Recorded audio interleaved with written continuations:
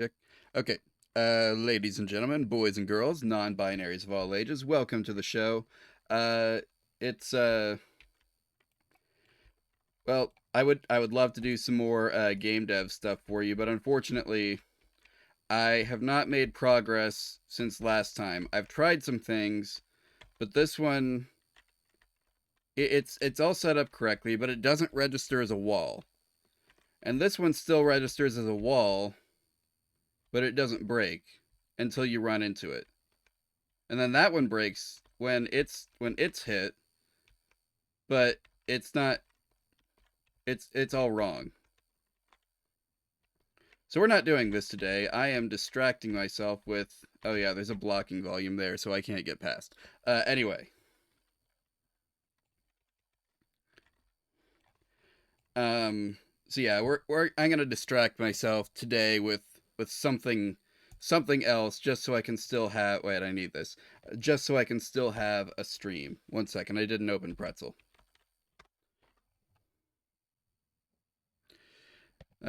Let's get the music going.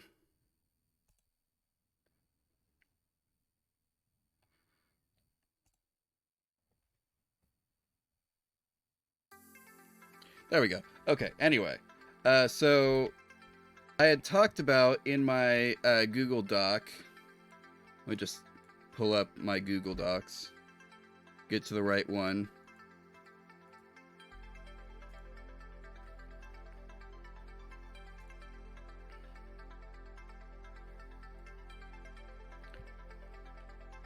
about the art direction being basically our inspiration is the characters from Final Fantasy VII. Like, this is the era we're going for, is PS1 graphics for our character design. Because, I don't know how well this is showing up on here. It really didn't show up well when I tried doing a screenshot Saturday. But we got this whole VFX stuff going on that makes the game look like it's kind of 2D and pixelated. Even though, like, if you watch these walls, like, how they interact with, like, the camera and stuff, it's pretty obvious it's 3D.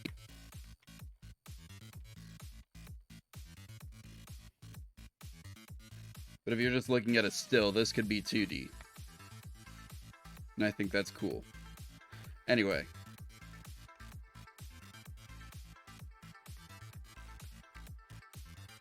So, what we're gonna do is try and make the guy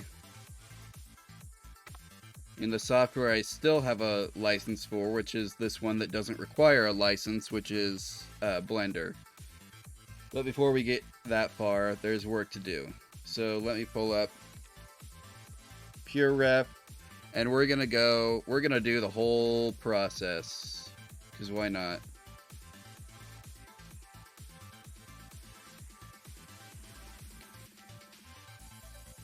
First off, let's go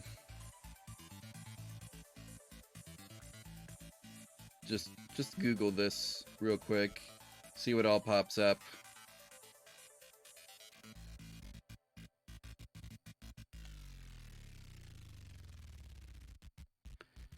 Yeah, that's a little more higher texture quality than we're going for, I think.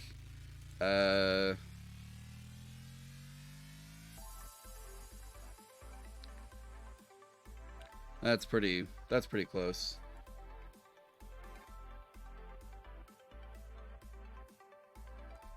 Actually, no, let's see.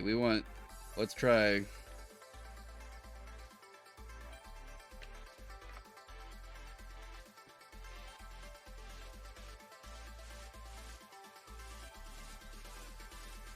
Yeah, that's figurines. We want yeah, we want this sort of thing. Can I paste this in here just directly? Yeah, I can. Cool. So there's one. There's the one we found before. We can't just reference Cloud.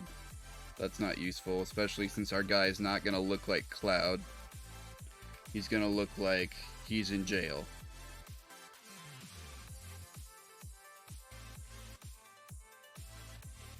Let's get a few other just like geometry examples. We'll grab this Aerith one.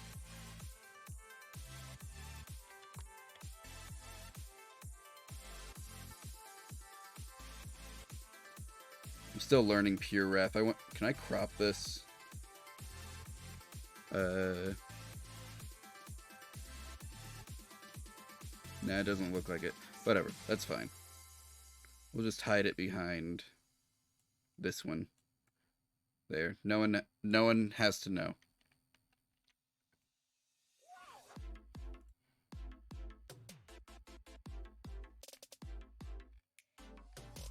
See, is there anything else I can grab that's useful from here?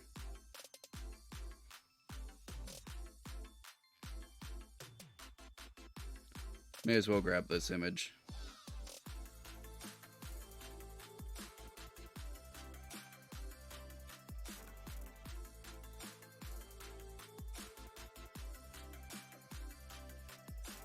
Yeah, they get some pretty good detail.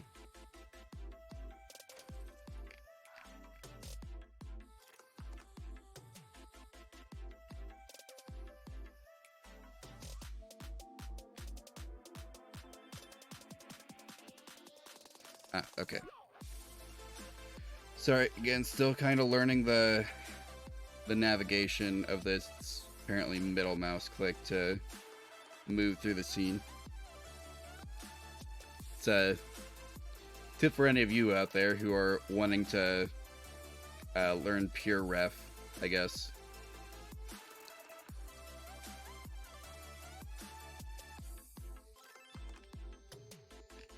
So anyway, that's probably enough Final Fantasy VII references.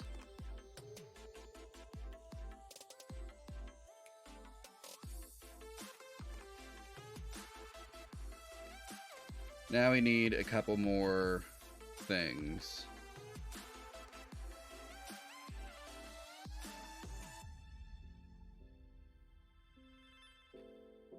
Man, why would someone do this? It's not useful. Anyway,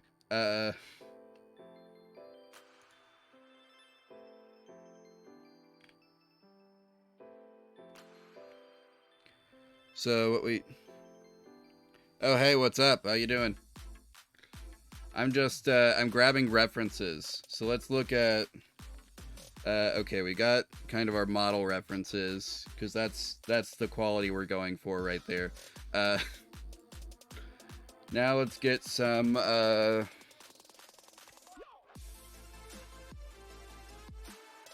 prisoner uniforms. So we got I guess we got two options. Do we want to go orange jumpsuit guy, or do we want to go striped pajama guy?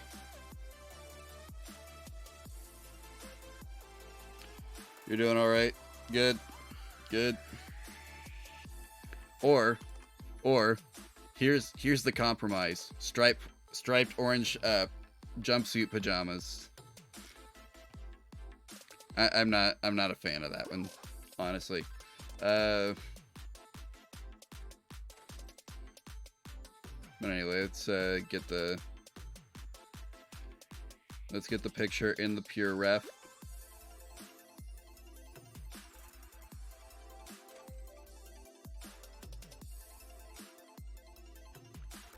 You're partial to stripe?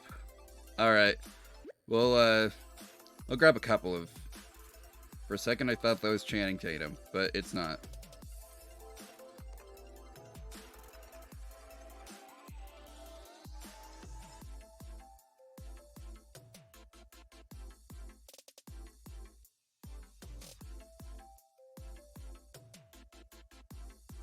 No, that's just... I don't even know what's going on here.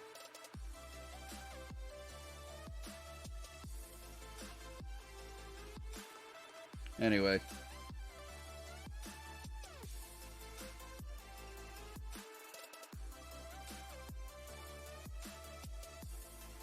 Let's see. You know, I may as well just... We don't have to do it, obviously, but...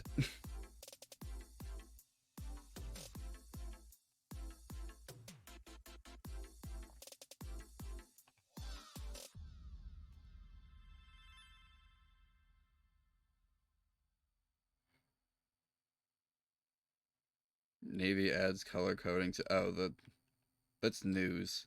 We're looking for stereotypes.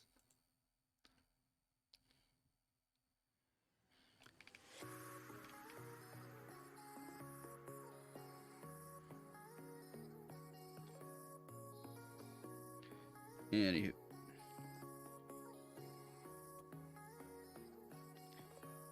Let's see, so that's probably enough of that. Now, we can come back to that later. I need one more thing, because there's one more character model I'm going to need. And that is...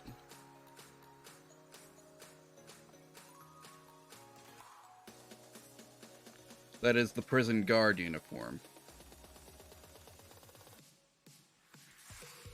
This seems pretty straightforward. Really could probably just also go with like a standard police uniform. Just like in real life, these are the guys that you try and avoid in the game.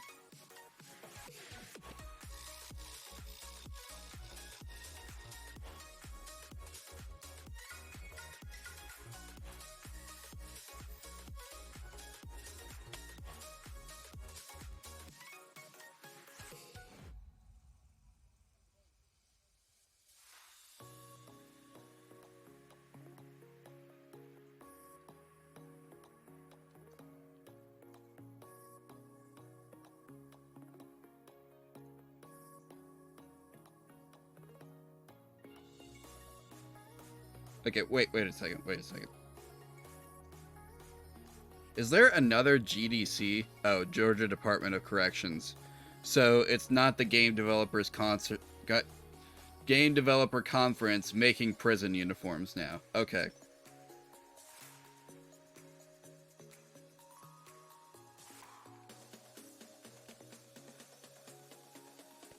Okay, so that's probably gonna do it for us.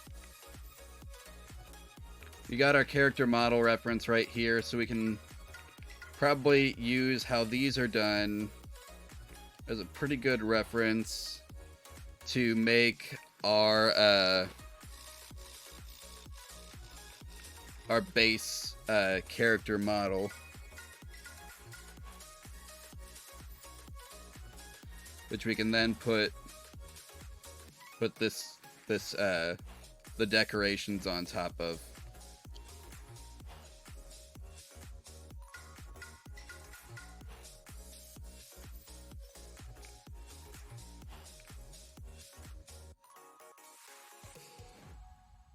All right, anyway, so I'm just gonna, whoops.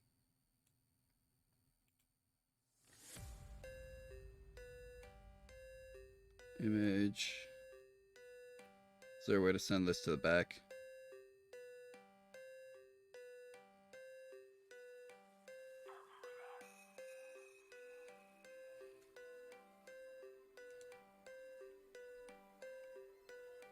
There we go. Okay, anyway.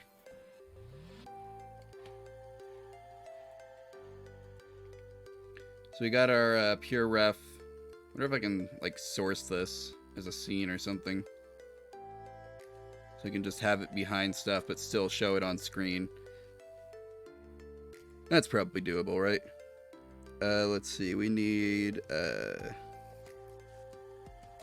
window capture, which I'll call reference, and we'll grab, yeah, pure ref, that's right.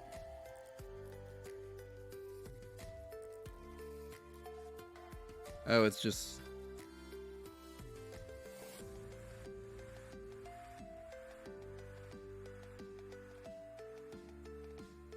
yeah, okay, no, that's not gonna work. That's unfortunate. Alright, well, y'all didn't see it, but it was just basically a black screen, and anytime I moved my mouse, it showed up with a new white dot. So yeah, that's just not gonna work. Anyway, so with that in mind, I can't draw, so I'm not gonna do reference sketches, and we're just gonna hope for the best.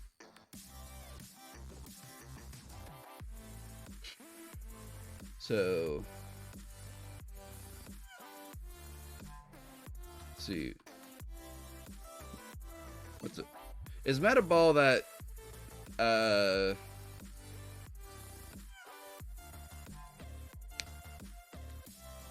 Man, it's been forever since I feel like there was like some kind of blob mesh or something that like if you had these meshes interact with each other, they would like fuse together if you got them close or something like that.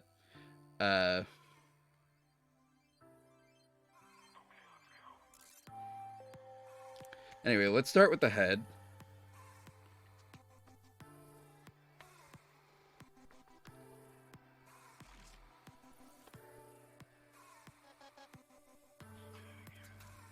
And so I should be able to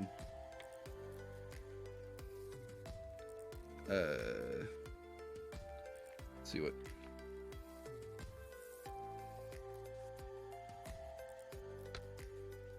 Nope, that's not it.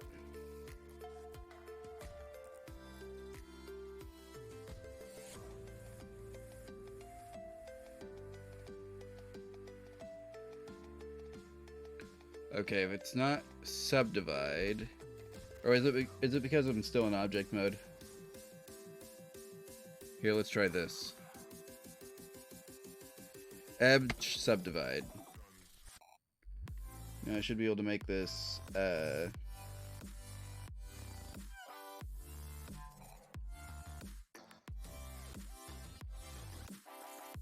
Okay, sorry. Sub.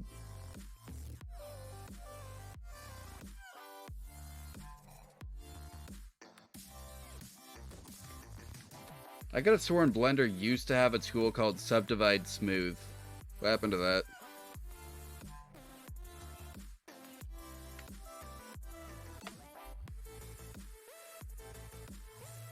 No, don't create.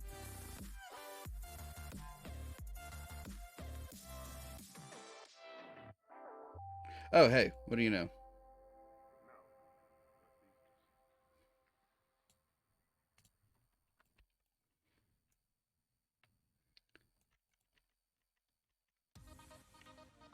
Oh, wait a minute. I didn't have the whole mesh selected. There we go. Alright, let's try that again. Smooth this all the way up. Yep, okay, cool. And now we've got a template for a head. And if we look at these guys, like they're... Here, they're not perfect, like, circles or anything.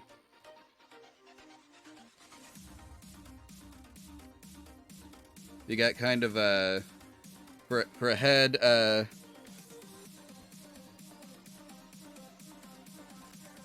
Oh, thanks. I don't technically delete the streams. They just go unlisted. I re-upload them later to another YouTube channel. Actually, let me... I don't do a good job promoting the VOD dump.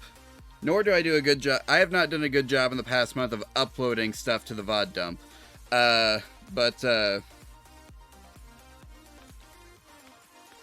One second, it's just... Let me get that link real quick.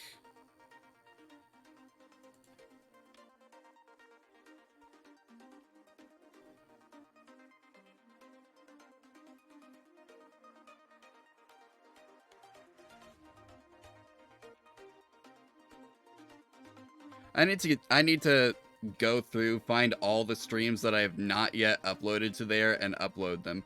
But anyway, so looking at these guys, you can see we kind of need a chin.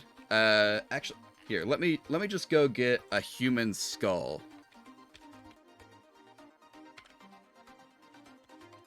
So I feel like that's going to be useful here.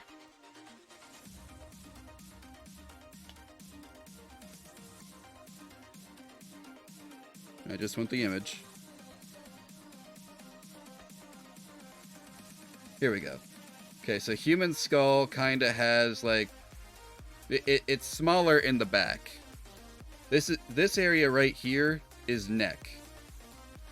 Like if you look at your own head, you'll see like past jaw, it feels like you got one solid round object there, but really it's neck from basically to your jaw up to the roof of your mouth. And we will model accordingly. Now in reality there's going to be some muscle right here, but we got to start with the right foundations. So, which way is forward? Here we go.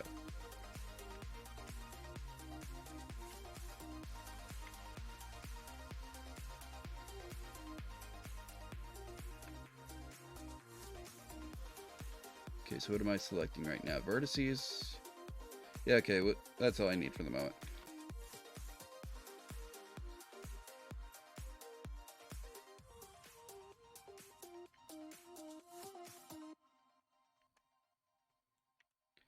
Bring that one down a little bit. Let's bring these down a little bit as well.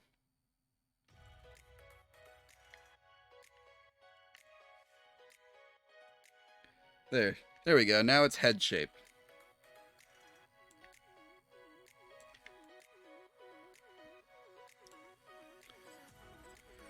Yeah, I should activate mirror.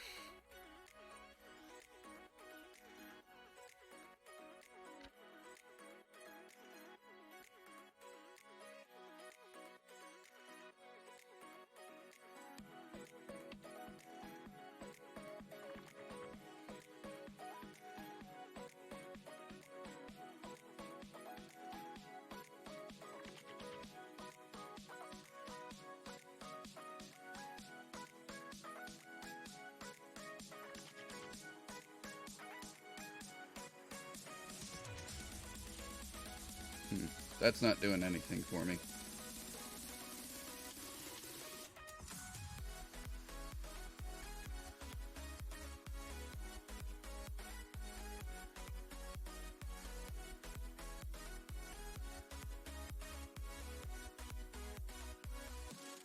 Huh.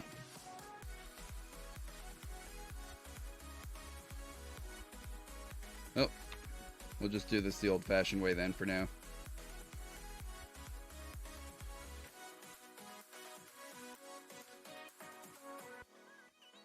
That's actually a pretty good nose shape right there.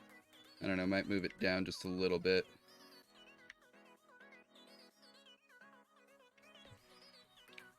Let's go ahead and grab edges, actually. Just gonna... I double-click to grab the whole thing. Then we're gonna just bring this down just a little bit. Then this backside here, I'm gonna go back to vertices. Bring that in.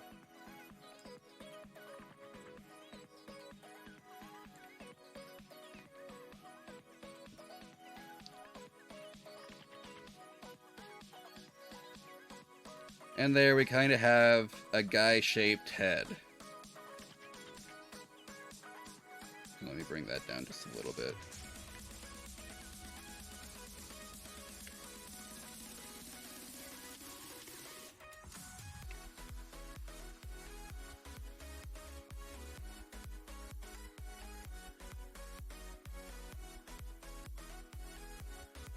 I am really not used to doing low poly stuff, but or not this low.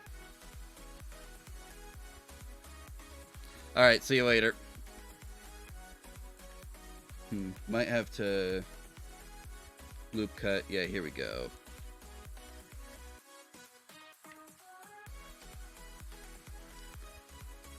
That might be too many faces, but we'll see. We'll see.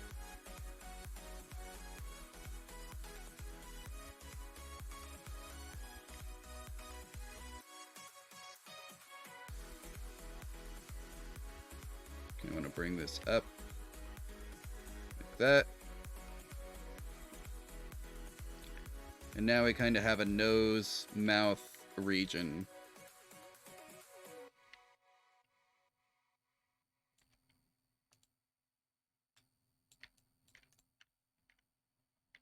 Yeah, that's a face. We got ourselves a head here, guys.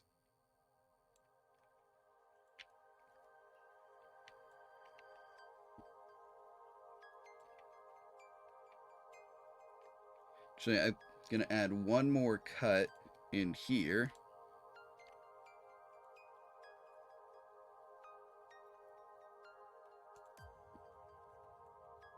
Just bring that down a little bit. Whoops. Nope, that's too much. Here. Let's try one axis at a time. Then we have kind of an eye zone.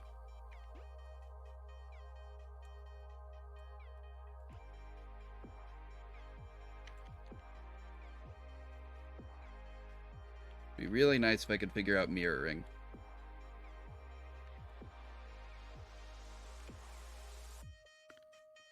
Anyway, go back to our pure ref here for a second and look at this guy.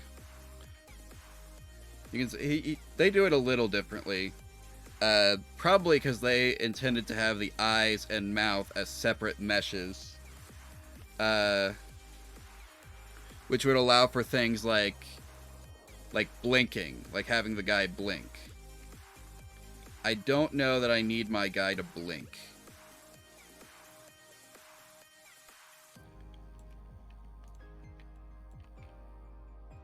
This looks like it's out a little too far now.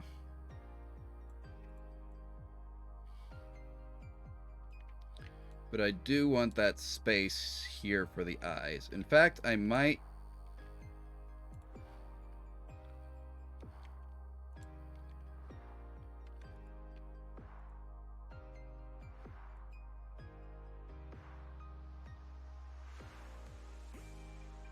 specifically cut out a space for the eyes here.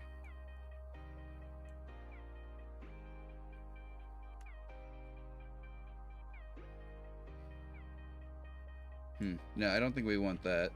That undid the whole cut. Anyway, let's bump that back up to 2.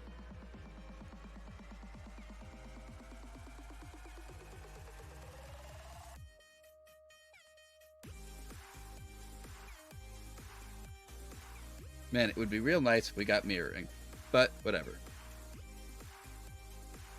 Because this is... I think I've done a good job of keeping things duplicated from one side to the other.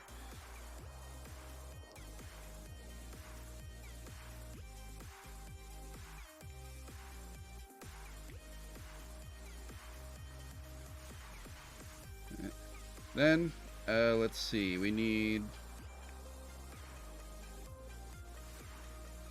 We give this a few more polygons over here.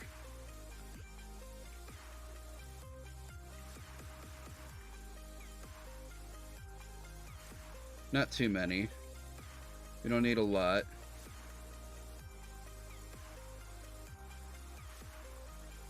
We can do a little bit here now.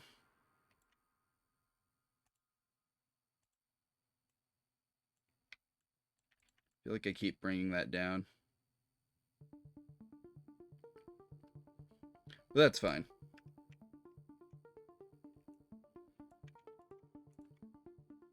Now I want select faces.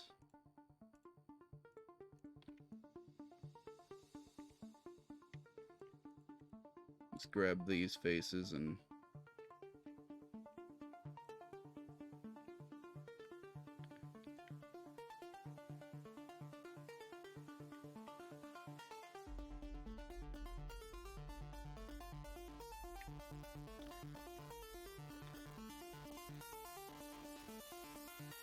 Okay, so extrude works the same way here as it did in the past, which is good. Also the same way it works in most other software I've used. So that's good.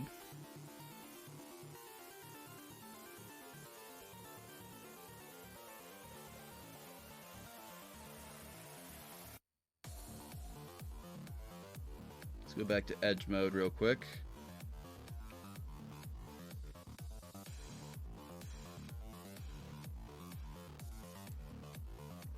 Gonna select these guys up here. No, honestly, I'll select this whole loop down here as well. No, that's not treated as a loop. That's not good. Whatever. And let's give this guy a little bit more neck.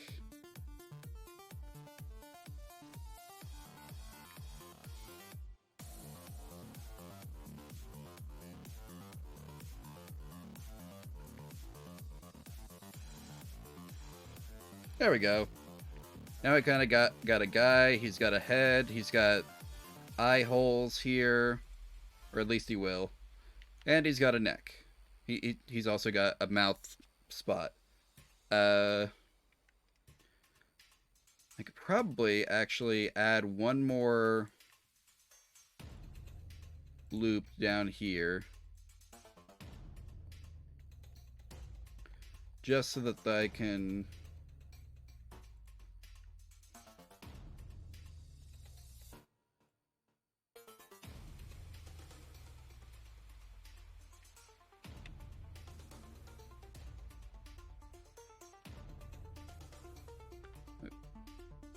Sorry.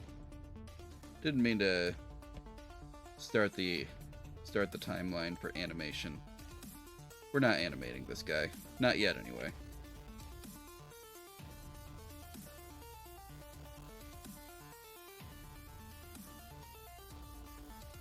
Oh, that... I didn't think that through. We need this, the back of his head, to come back out.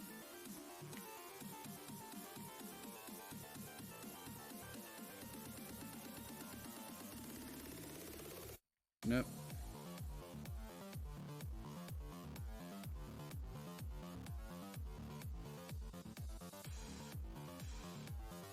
Okay, whatever. I'll just select the whole thing. It's fine. By hand, I mean.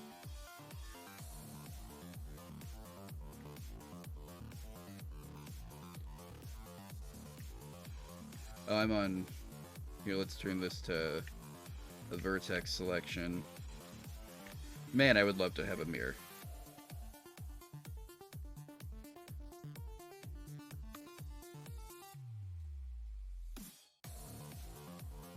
If only I could remember how to activate it.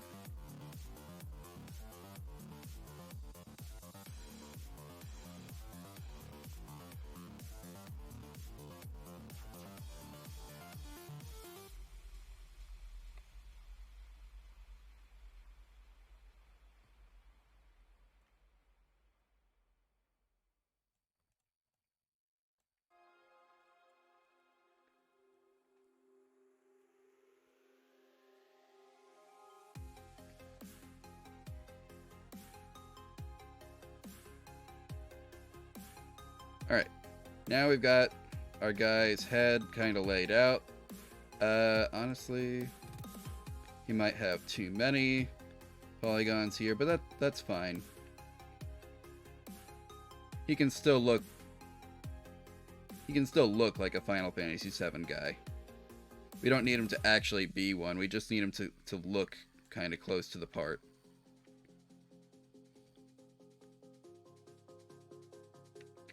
Oh, are you kidding me? I could have just done that in the first point.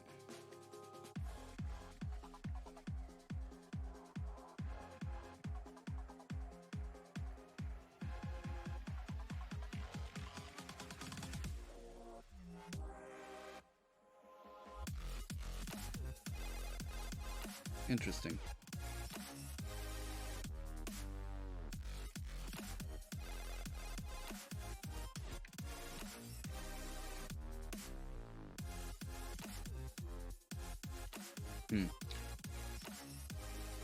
Oh, are you... This is what I need. Edge slide. Yeah, okay, that's what I wanted. Just to move it down just a little bit. So like you get this line here a little closer to where the mouth would basically be.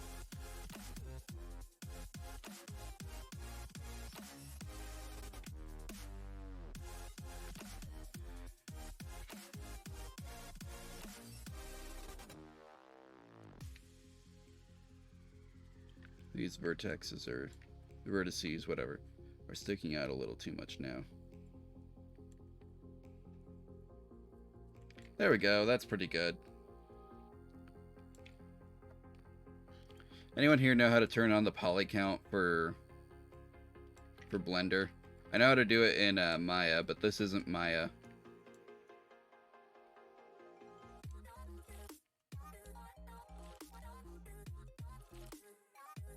Also, I'm pretty sure... Yeah, this looks like it's all quads. I don't see anything that isn't four edges. So we're doing good on that front.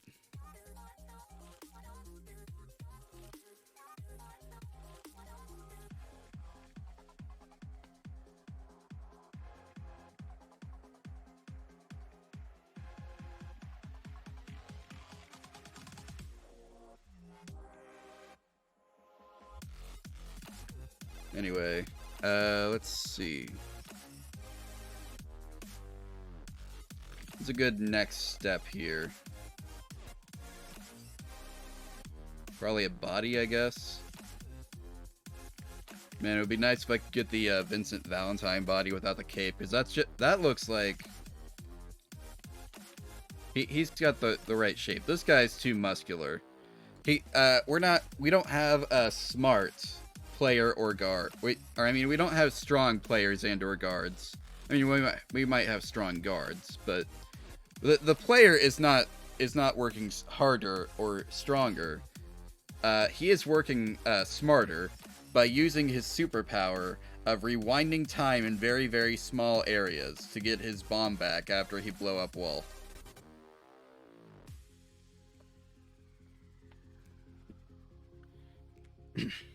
And honestly, it's I feel like I'm admitting defeat here by doing this, but it might actually be easier. I don't have it. looked up how to do this. Like, I'm not doing it today. But, like, if I were to, instead of trying to use chaos destruction, the whole, like, thing that I was working last stream to try and figure out, instead of doing that, if I were to,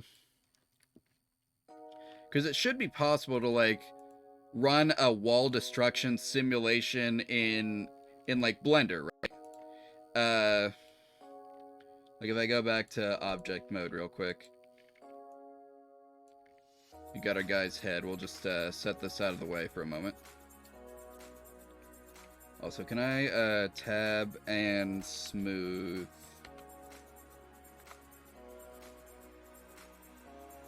There.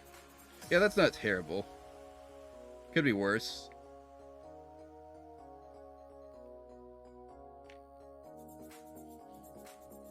It'll be better in scene, probably. Whatever, I don't need it to be perfect. All PS1 guys had heads with fewer polygons than that.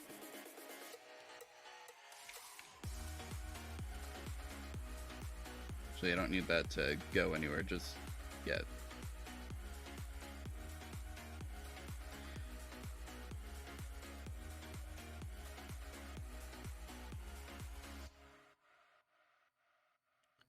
Oh, hey, there's the mirror tool. Sort of.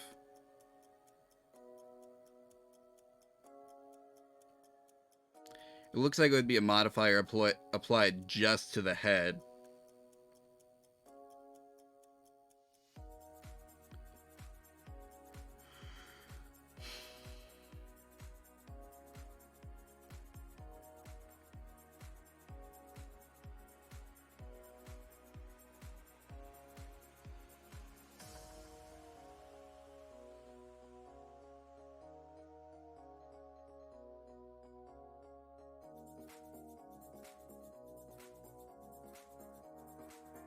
Is this the current face count, 200?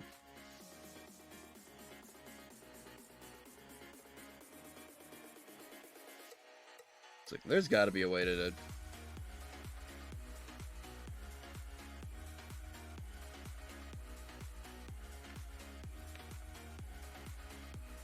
okay, google.com, please show poly count Blender.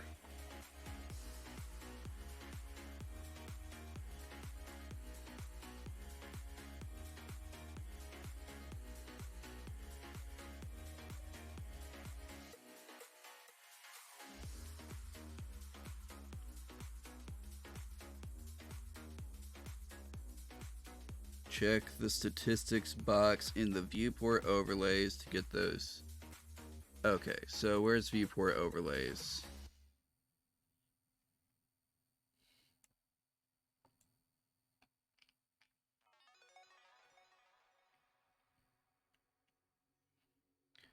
Let me check settings.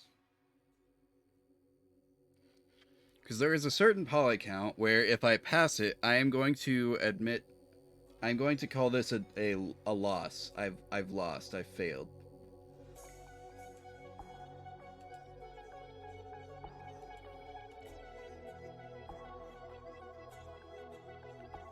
Where's the preferences? Okay, let's see if it's in here.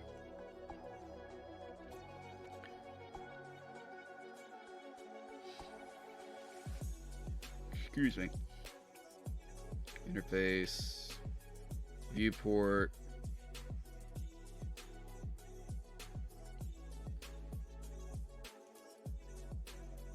Nope, it's not in here.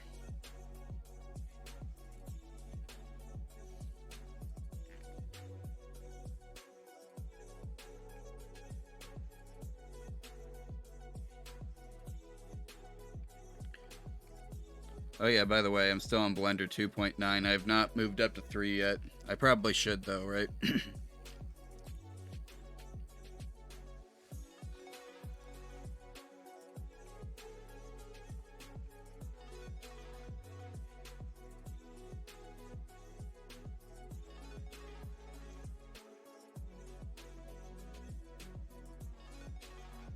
Okay, I thought maybe I could find it from there, but I guess not.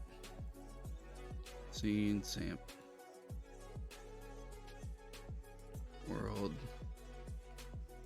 That's the guy. That's the object. Modifiers. Particles.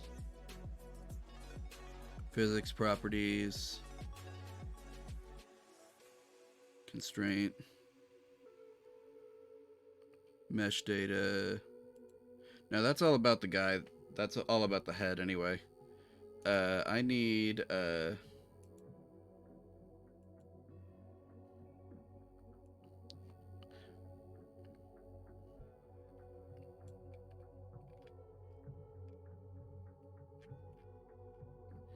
Alright, let's see. Wait, okay. I found something else. Preferences. Interface. Editors. Status bar. Scene statistics? Aha! I like how in Maya that I can have it in here. And I apparently can have it in here too. But I don't know where the the viewport overlays thing is.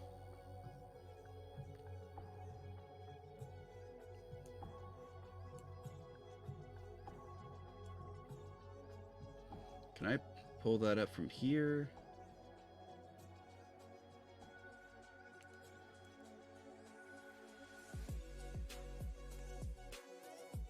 See, I remember there used to be a way to like just create a new window by like dragging. View. Nope, that's not it. Although that's not bad information to have. But I'll just put you away for now, I guess.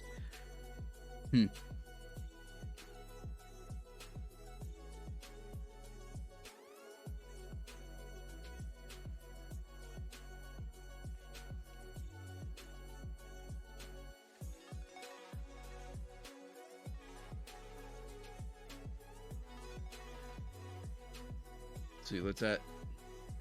Nope, that's not quite what I wanted.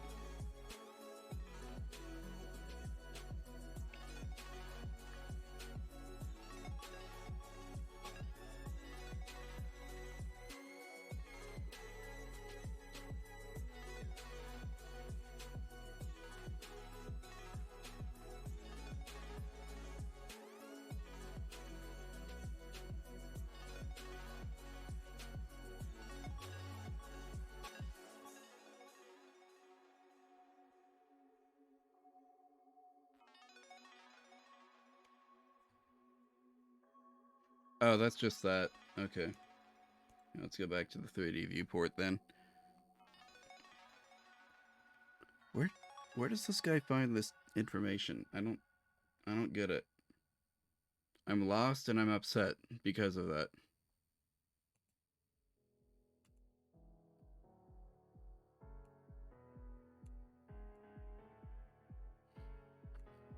Well, whatever. I can't worry about this for too long. I've got a working solution for now. We'll have to live with it. And by we, I mean me. I'll have to live with it.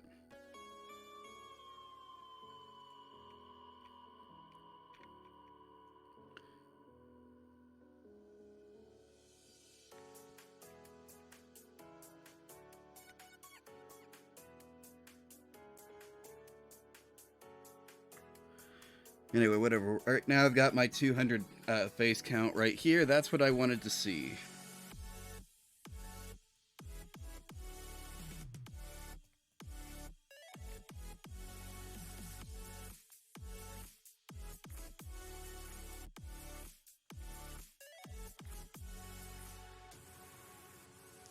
Can I, just gonna Control A this guy real quick. And let's see, let's go to modifier, add modifier. Let's see what happens if I run a decimate on him.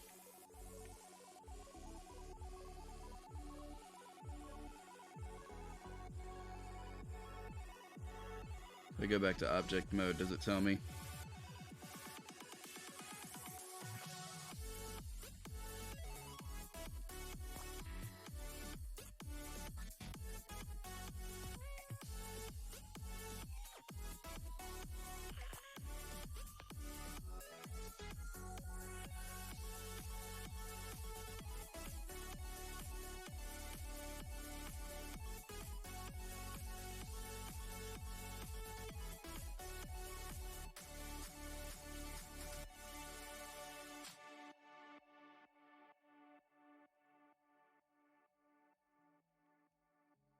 Okay, it doesn't seem like anything's happened just because I put on the modifier. Is there a way to, like, actually apply it, or...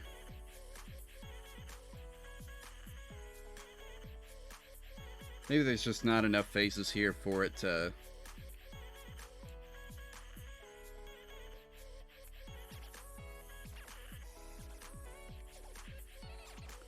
Whatever. 200 faces, pretty small.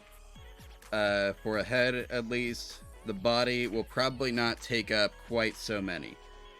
So I'm just going to set this to invisible for now.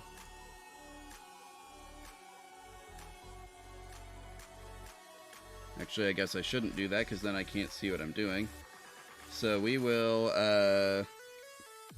Actually, no, it'll be fine, because I can count. I know how to count. So anyway, let's add a new...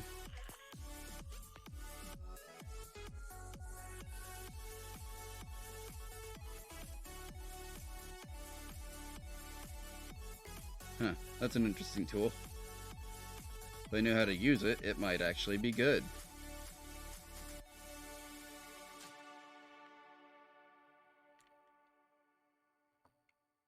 But I don't, so we're just gonna go the old-fashioned way.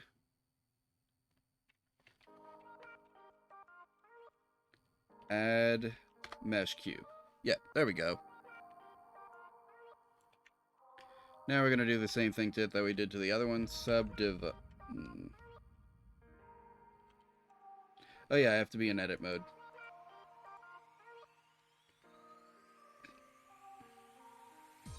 So let's run...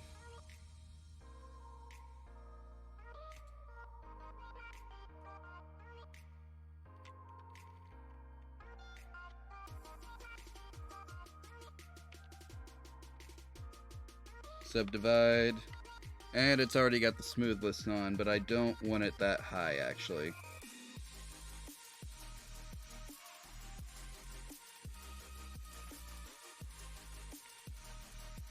Because this is going to be our guy's torso. So let me go ahead and rename it.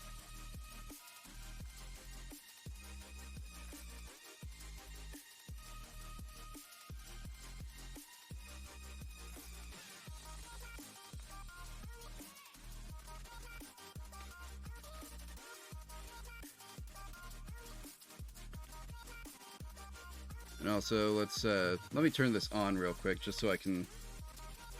Oops, not you.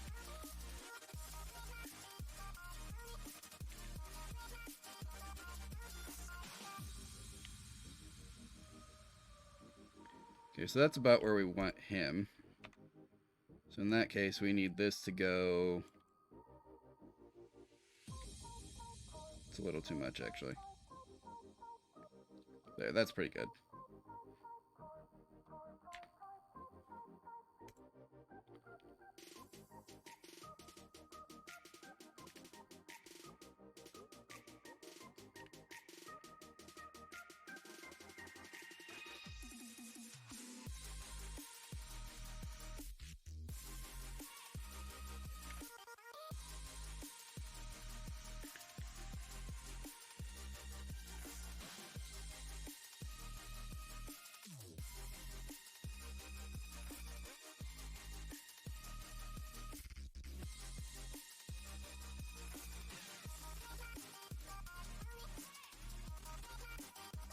Some of these guys you can't really see the neck.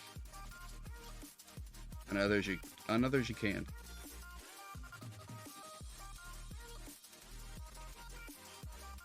Anyway, I think kind of more of a Sid build is what we want. So yeah, that's... But anyway, that's fine for the torso, and then we've got room to add arms. So now what we need is to go back into edit mode, face selection. I'm just gonna...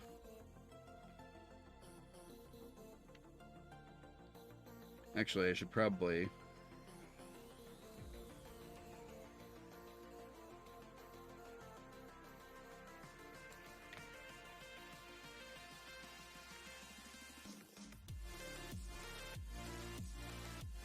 Get it about the height of a guy.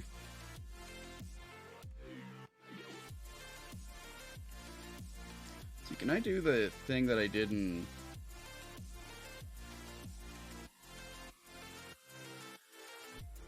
One second. Add mesh plane.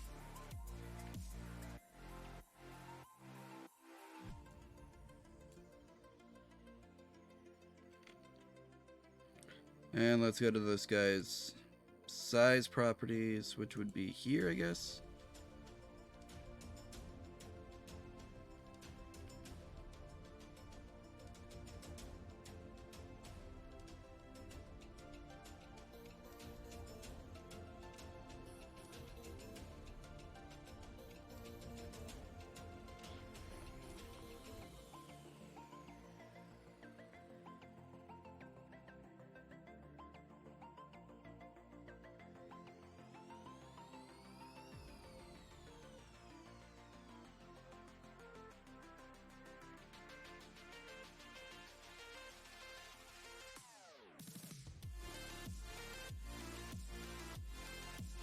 What's the thing I'm looking for called?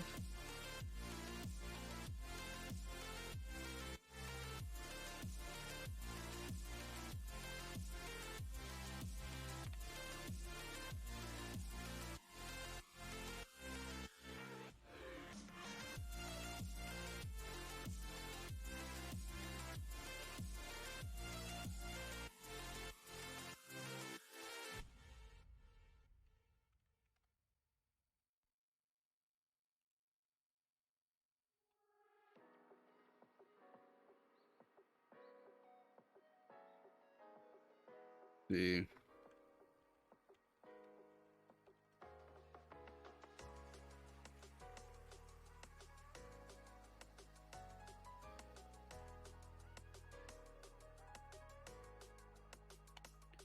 Second, I'm gonna save an image here to, I don't know.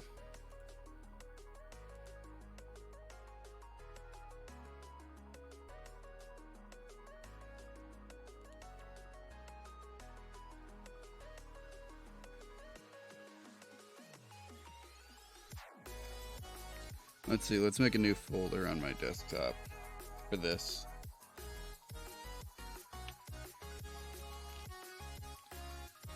And my desktop is a mess, so you don't need to see this folder, but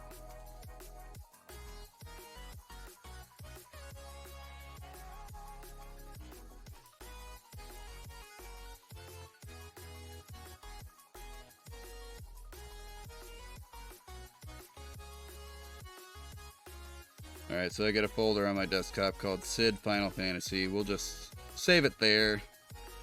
Then we're gonna come over here to this guy. Make him... Here, let's go to UV editing, I guess. And then what we need to do is... New... image, and we'll call this...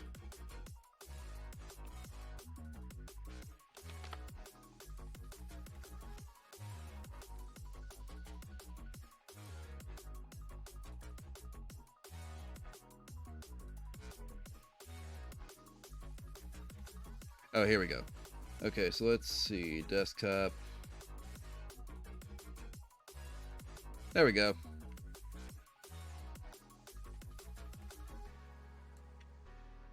And then I'll bet this is not set to show that. So how do I turn that on? I know if it was Maya, I would just hit like 6. But that seems to not have given me what I wanted.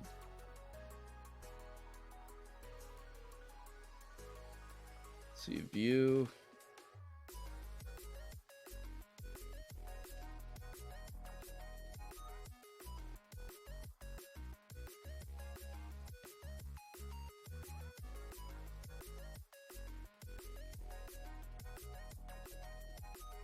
Aha.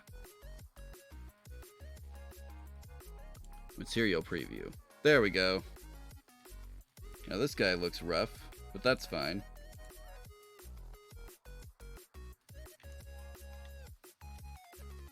See, if I turn you around, do you show? Nope, you don't. Okay. Well, let's go back over to UV editing then and figure out what's going on here.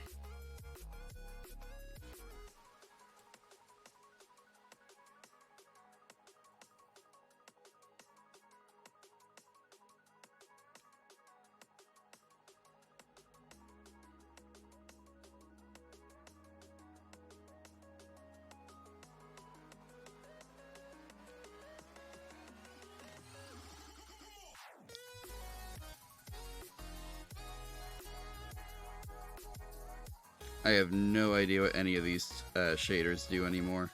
I'm still used to like things being called like Blinn or Lambert or things like that. I just want like a Lambert material. Do we have Lambert anymore?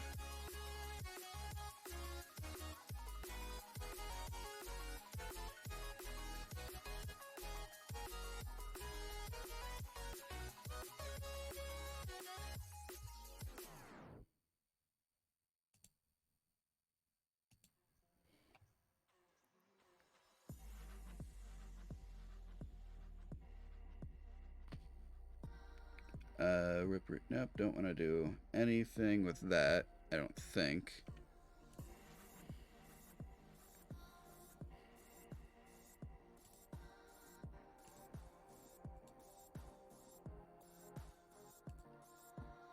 Texture. Let's see, there's got to be an image. Texture. Uh-huh. There we go. Hopefully. Yeah, there we go. Now we got him.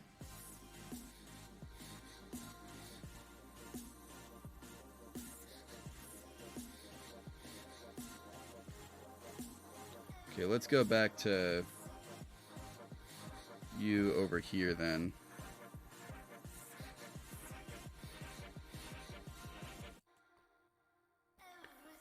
We gotta rotate the guy, I guess. Let me go into his settings and change this to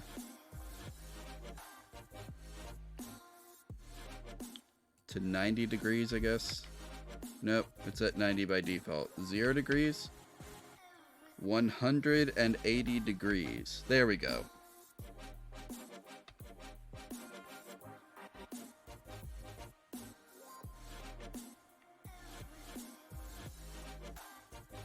I just want his body as a reference.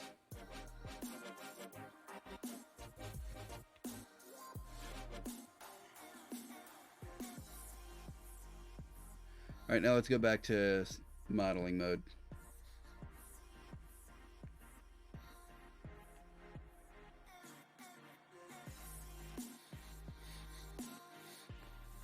So, what I was trying to see here is this guy's...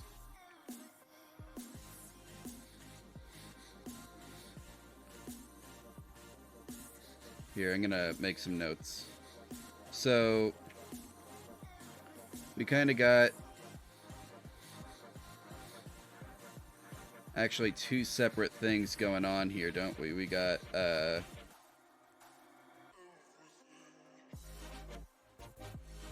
we go.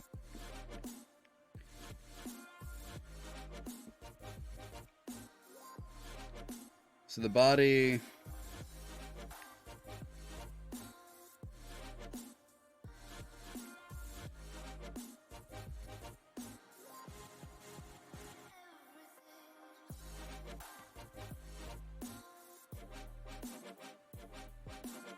I'm in edit mode.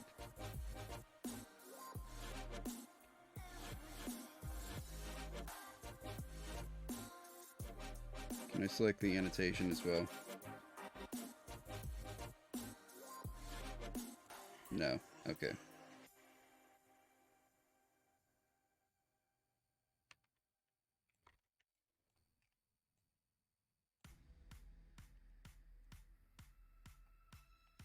But anyway, that kind of gives me a shape to work off of. So let's go back to you, edit mode.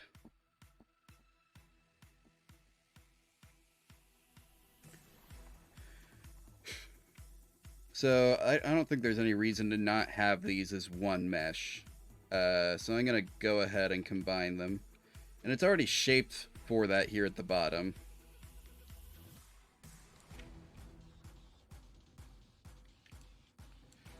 I might add one cut here.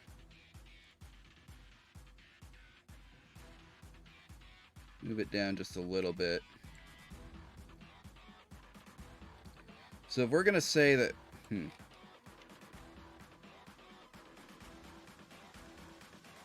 If we're going to say that this...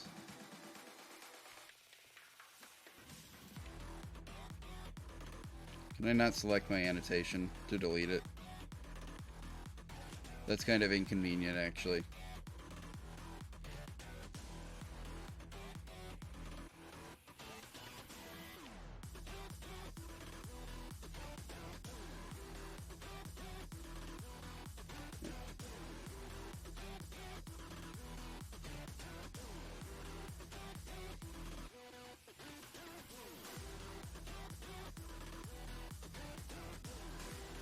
Okay, that's not always helpful, I guess. Anywho. Point is, we need to kind of proportion this accordingly. Nope, I grabbed the wrong model.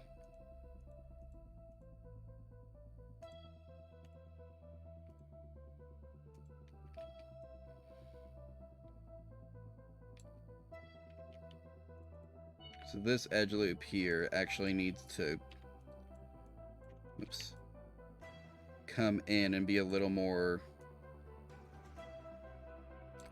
yeah, facing the opposite way, kinda. It can stick out a little in the front, that's not a problem. I'm gonna add a couple more loop cuts here.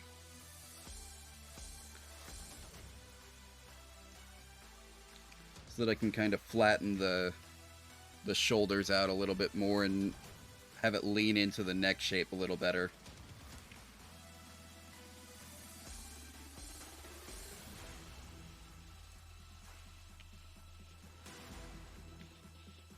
Nope, that's not what I want. I want the... there. So I need a scale tool, don't I?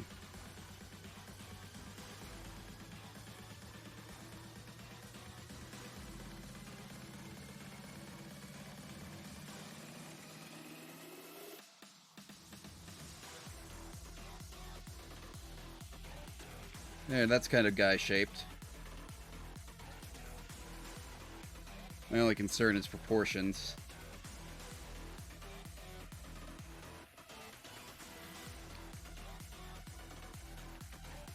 Is there a way to delete? Oh yeah, okay. I can delete annotations then. I'm gonna go back to object mode, select this, and scale it down so the head of the SID is about the same as the head of my guy.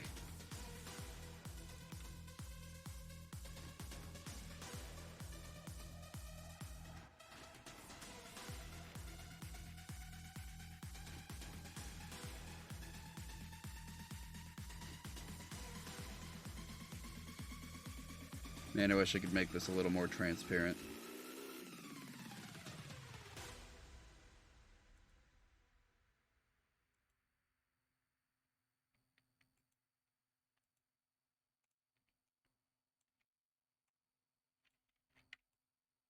Maybe I should have it out to the side just a little bit. Okay, so we need a little bit bigger.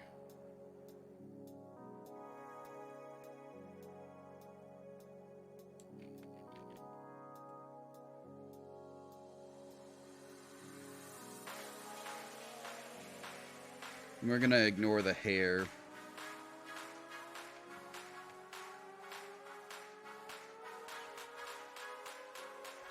There, that's about the right size. We're also going to ignore the ears. Our guy doesn't need them.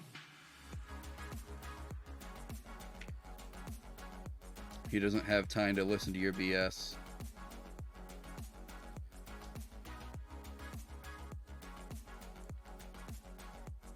Actually, I need this up about right here. For the moment. So that I can,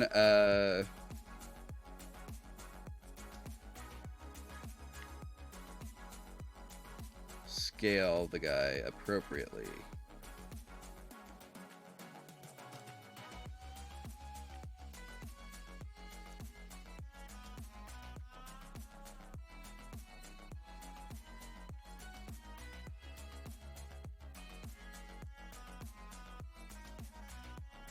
Oops.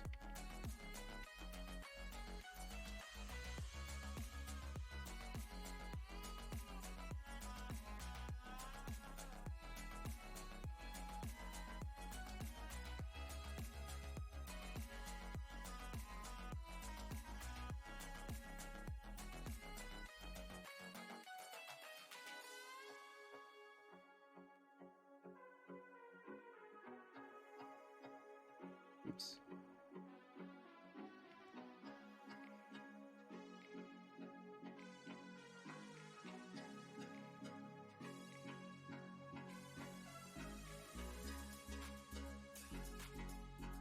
That's pretty close to the right size, I think. Maybe scale it in a little bit. Shoulders are a little broader than the torso. Plus the shoulders will have these coming off the end. I'll bring them in a little bit, but not much.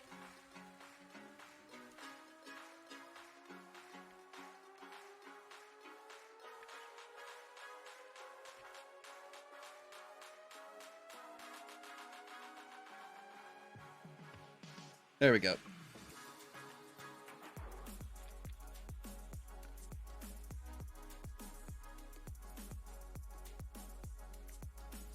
That seems just about right.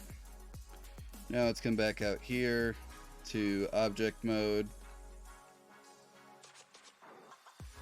I think you've done your job for now. I can safely turn that off.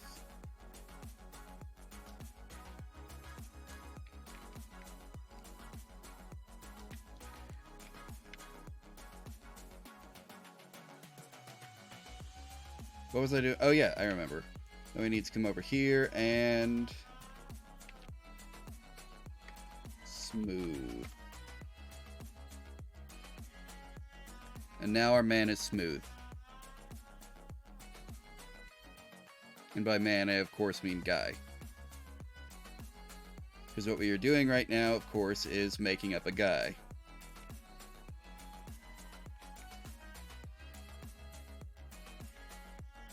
We got one guy that we're supposed to support, and one guy we're supposed to get real mad at. The guy we're avoiding, the guard. You got the prisoner, who you are the player, it's you. You're the player, you're the prisoner. And then the other guy is the guard. And you I'm sure, totally didn't do anything to justify being thrown straight to jail. Totally not your fault. Anyway,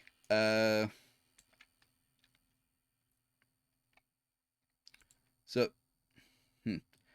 not quite what I wanted to do, but got the same effect. So if we look at, these guys, because I'm going to make the arms next, so what you'll see on them all, again, we're kind of mimicking this style a little bit, not completely, but a little bit, you'll see that they all have, like, big shoulders, skinny arm in comparison. Even Barrett, for some reason. But more importantly, the shoulder, the upper arm, lower arm, hand, all work separately so they can be animated in full, even if it look kind of weird.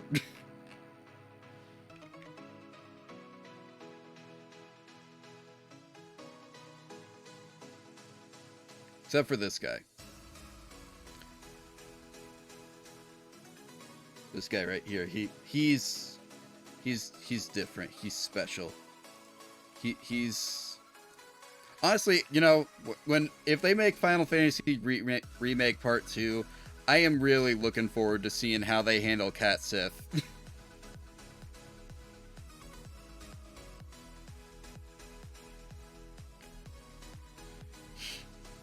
That is the one, like, I'm not going to reveal it here. If you missed my Final Fantasy VII stream, excuse me. But, like, figuring out this guy's real identity was, like, at a certain point it became obvious, but it was still, like, when it became obvious, it was, like, I didn't see it coming.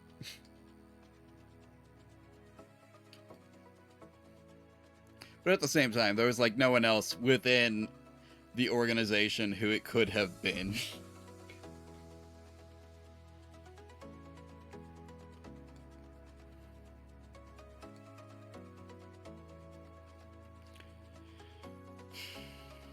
But anyway, so arms again, let's focus here on arms.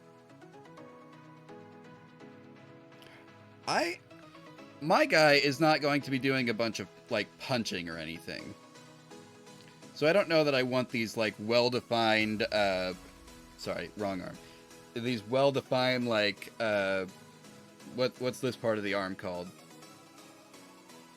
The bottom part. I don't know that I want, like, a huge, well-defined, or, like, separately defined from the arm thing. But at the same time, we need the hand to be at least somewhat visible.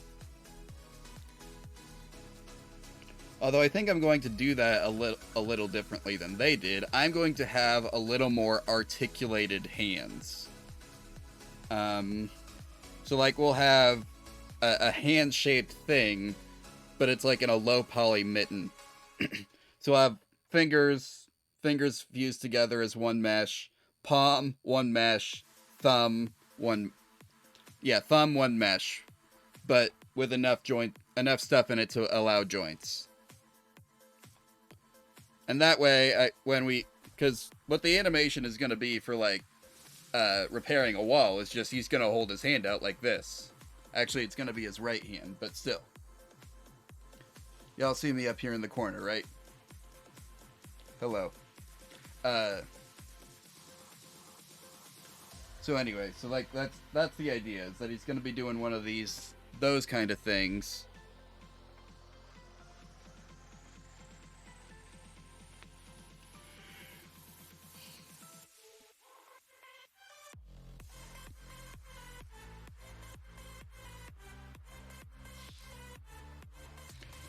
And that's the idea. Anyway.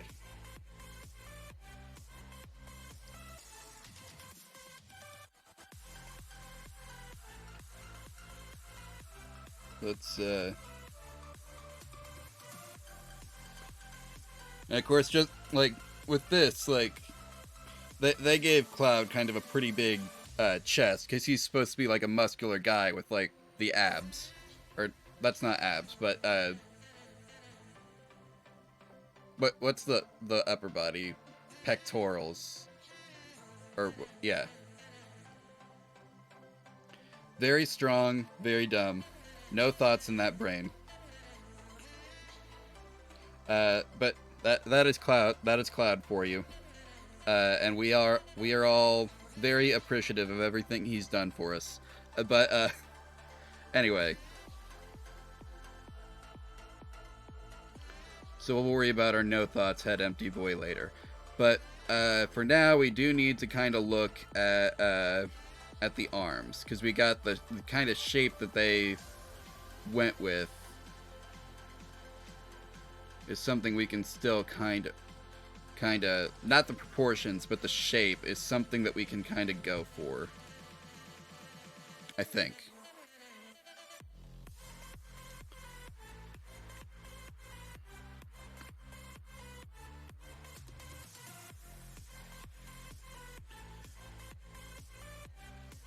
Let's see here, though. So what do I want to start with for the guy arm?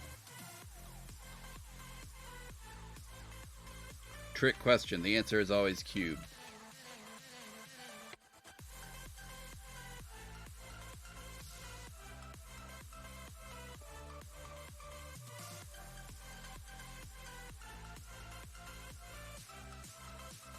Let's put this in place, then move it. So I'm going to go ahead and hide that stuff. And y'all can't see what's going on, but I've got my references pulled up on the other screen, so I can still kind of see what's going on here. And you know, the other interesting thing about this is, like, this is going to be low resolution enough that I don't think I can map it to the Unreal skeleton. And even if I could, I'm going to be using my own animations anyway, so I don't know that it's worth it.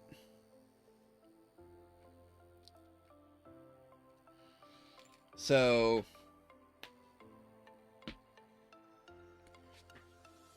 excuse me.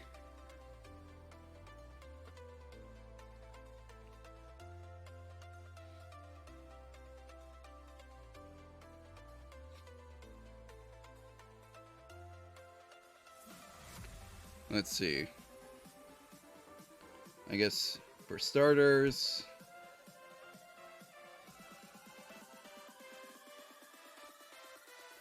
I need to do the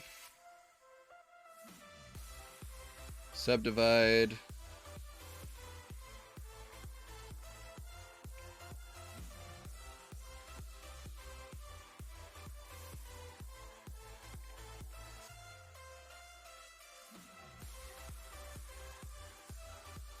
That's probably good for that.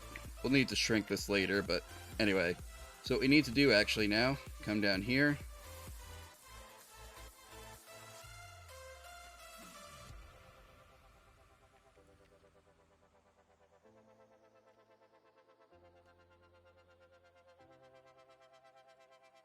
Nope. Is there not a scale thing for this?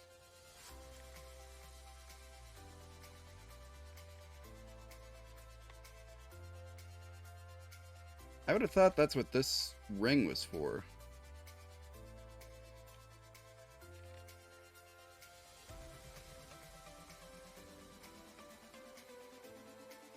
Whatever. Now we kind of got it, at least.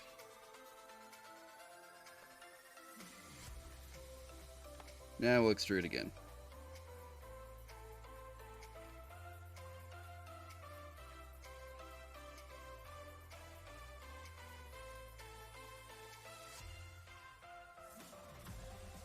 And that one's identified as an edge loop, so that's nice.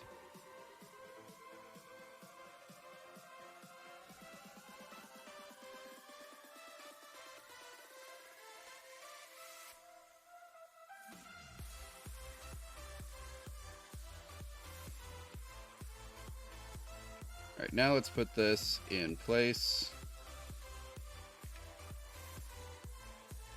Shrink down to correct size.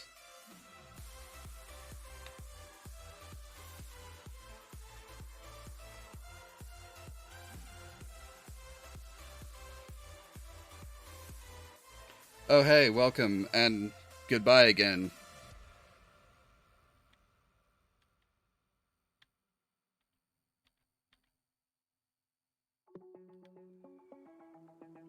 Alright.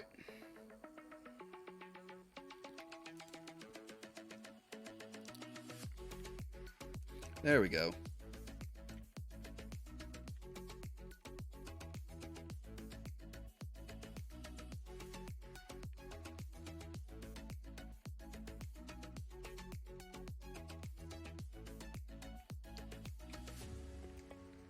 Actually, that's still a little too big. We needed to hit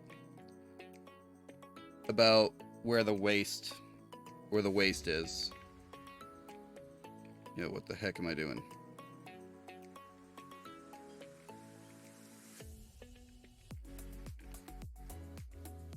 For some reason, OBS keeps getting selected when I'm trying to...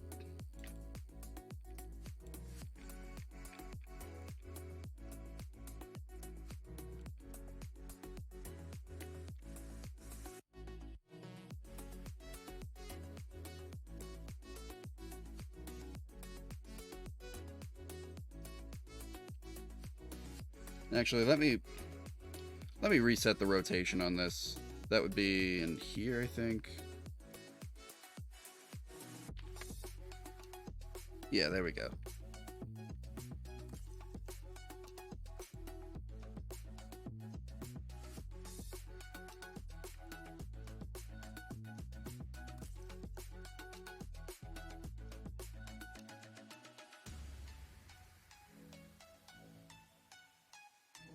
And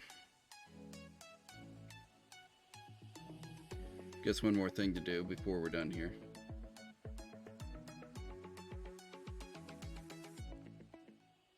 Oh yeah, face mode, that's what I need.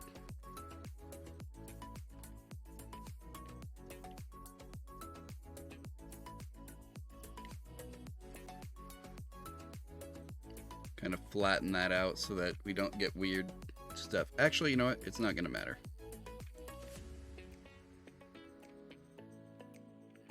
Flatten it out a little bit, but not completely flat. We're animating this after all. And now,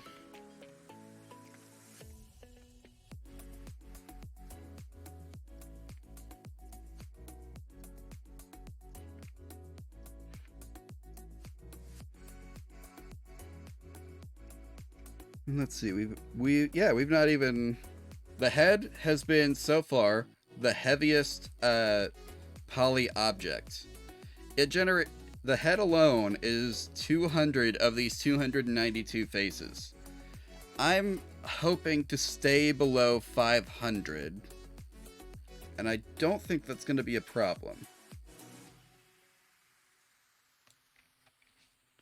But honestly, if we hit 600, it's still not going to be a big deal.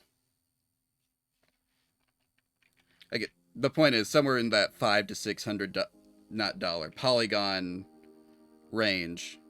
And I'm tracking that down here on this thing that is probably too small for you to read.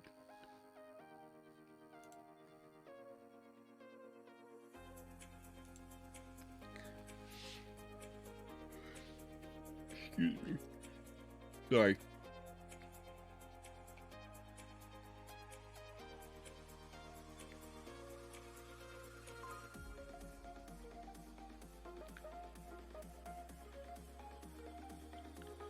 So, this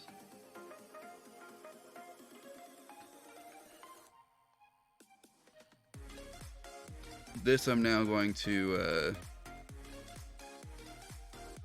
lock.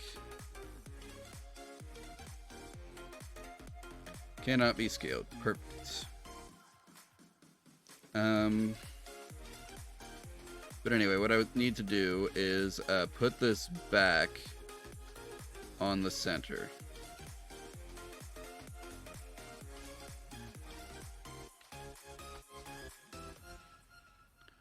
Then we're gonna hide these. So we just have this. Did I make an annotation mark on accident?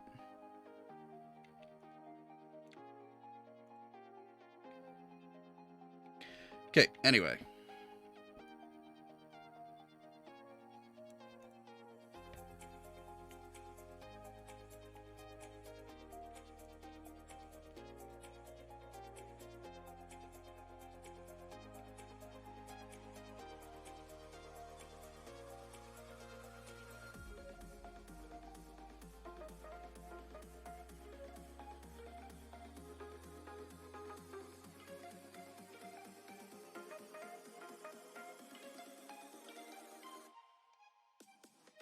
What am I trying to do?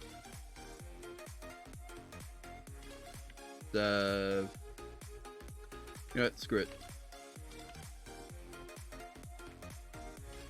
We're adding a cube.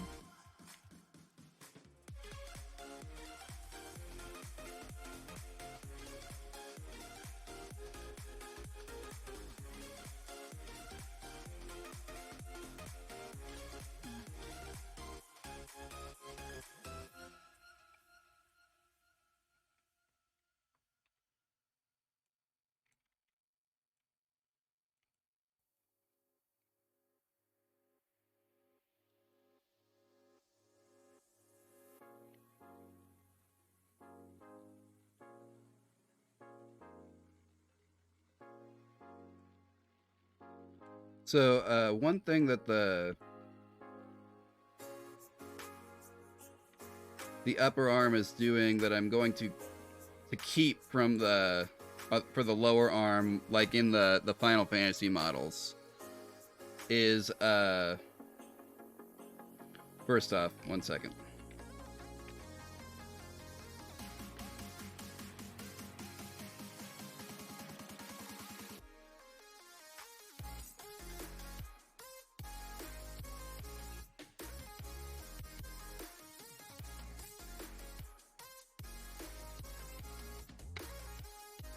Oops, no. I went cursor to selection. There we go. Okay. Now let's do...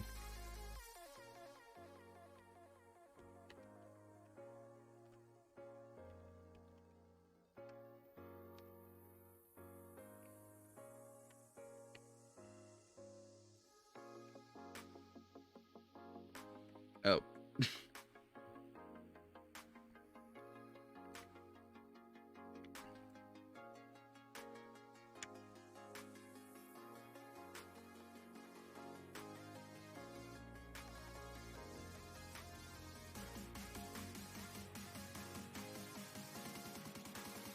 It's an interesting view. I don't know how I turn that on. Anyway, let's see.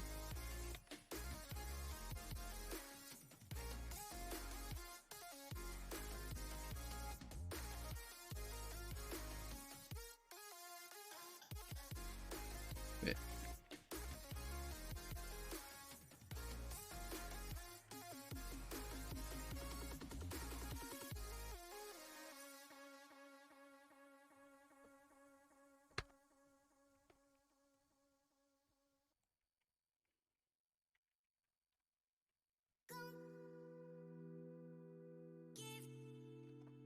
Maybe I need to be in object mode.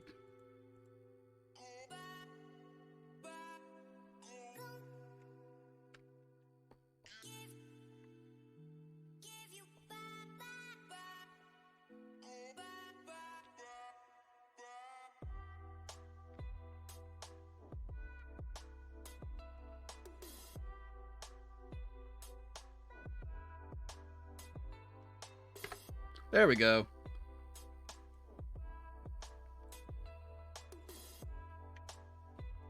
Right now let's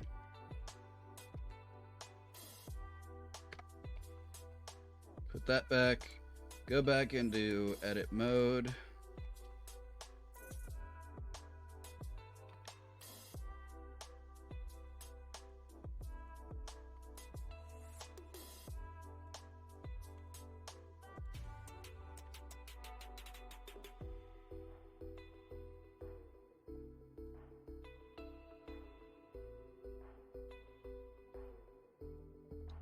Okay, that's weird.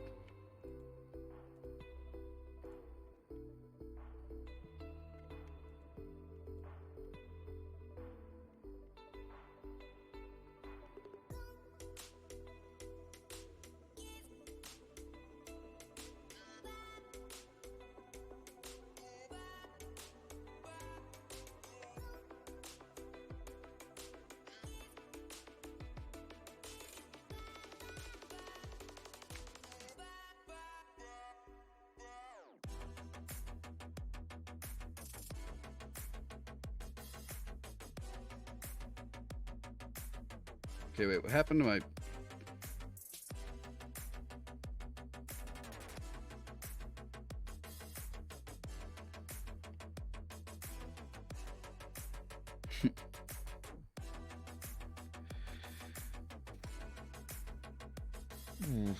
I don't know what's happening.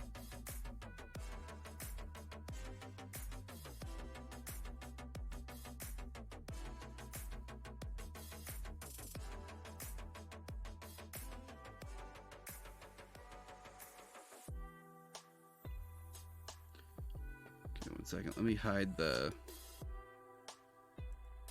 There.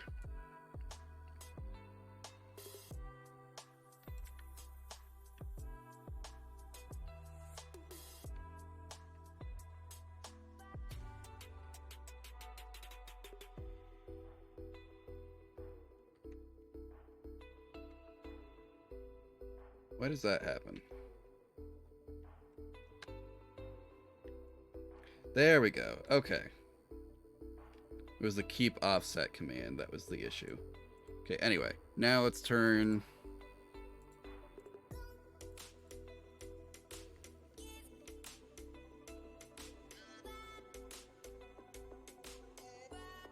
Let's see, if we're putting it on this side, that would be, for him, his left side. So, L.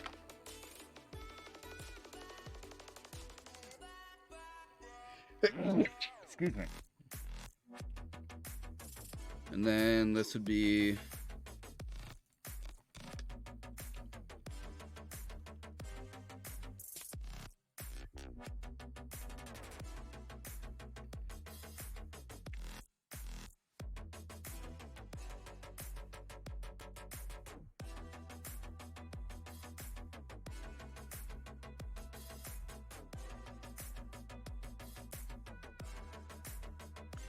really want to be able to make this a child of the other thing, but that might be more than trouble than it's worth for the moment, it looks like. So anyway, let's go back in here. Do I have the whole thing selected?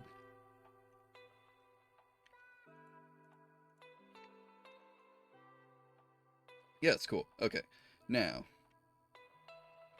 subdivide. And I'm going to turn down the smoothness a little bit.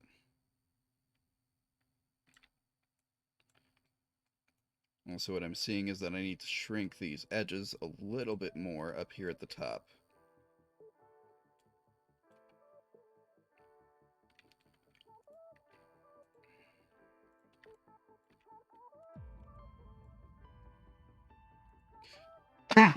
Excuse me.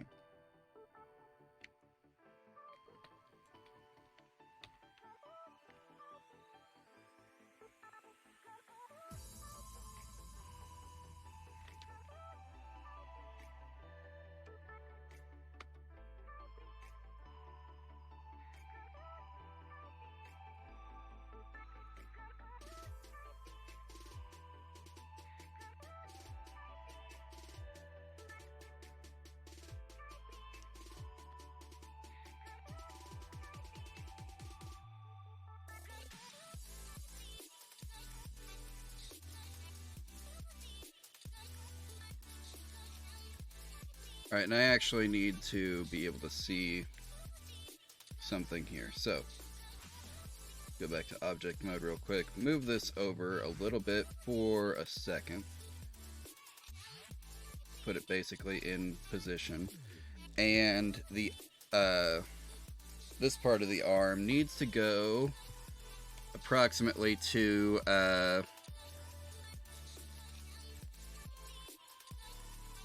the bottom of the core of the body. So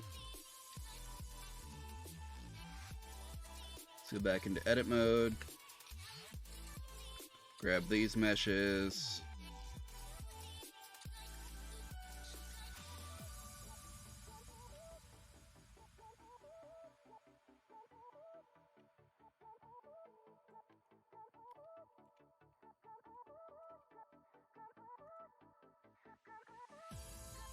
And then let's run the edge slide. Move this down here.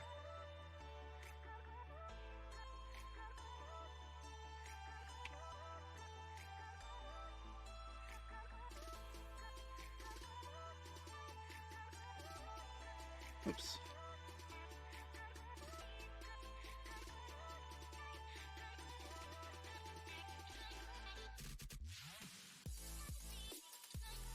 For some reason that's not treated as a loop, and I don't know why, but it's fine.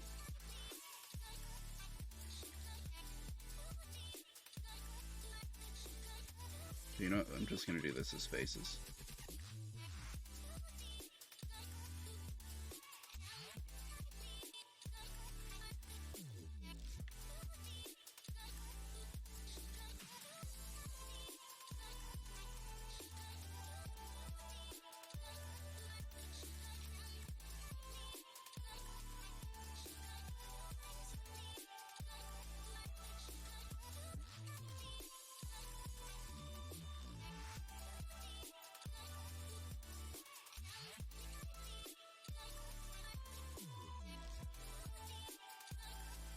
So this is probably too big.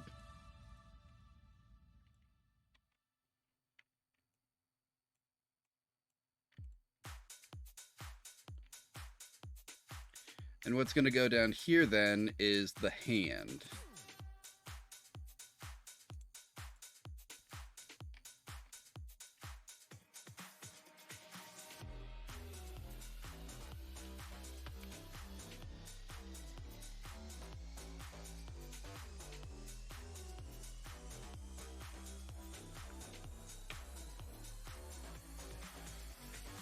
Okay, and then let's go to...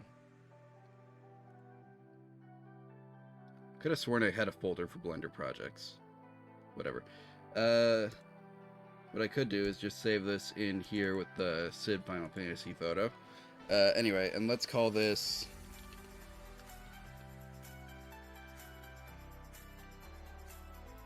Guy Template LNT for Leave No Trace. So we know this is our Leave No Trace guy.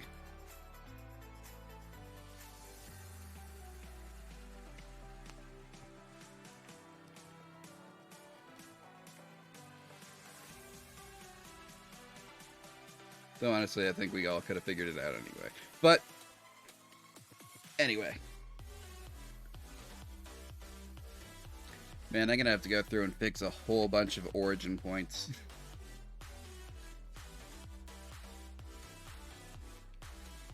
Actually, I might not need to, because once we get this rig to a skeleton, it's not gonna matter anymore.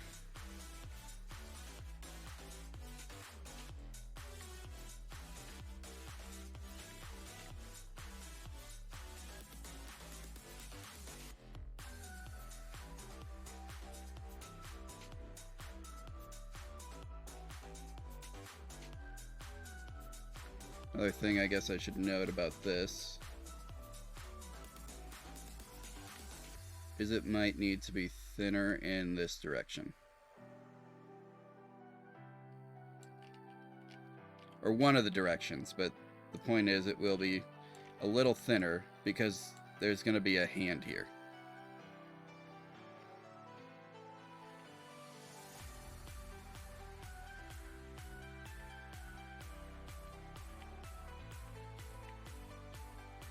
Alright, now I need to go back to google.com. Images. And look up hands.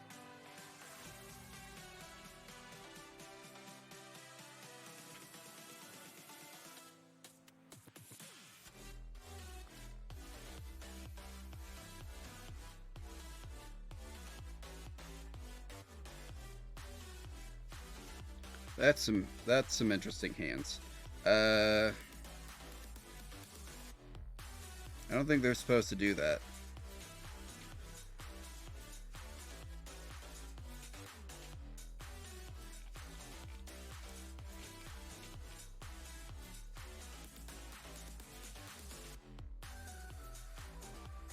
There was an image I saw a moment ago that looked like it might be helpful, but I don't see it now. Oh, here it is.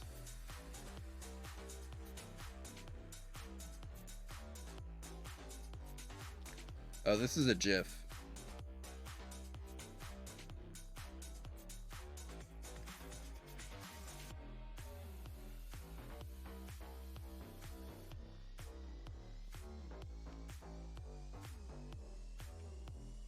See, I don't want that. So here, this is a simple enough reference, I think.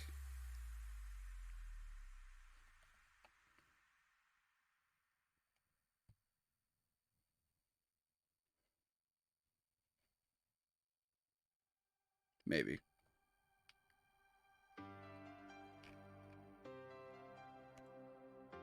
Oh, you know what? I'll just go with this one.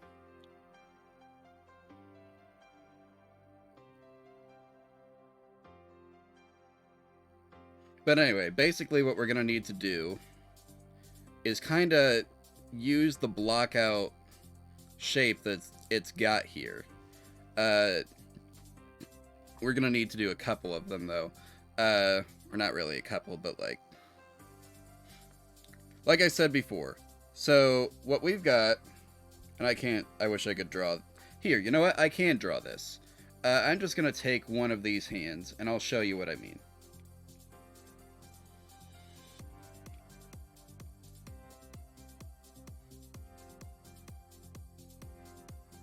Should get one with the fingers closed. Just one fingers closed, please.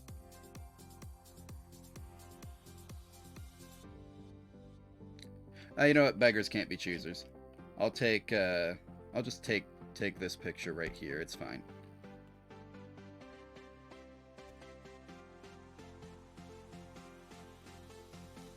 Then, let's see. I'm going to open up paint.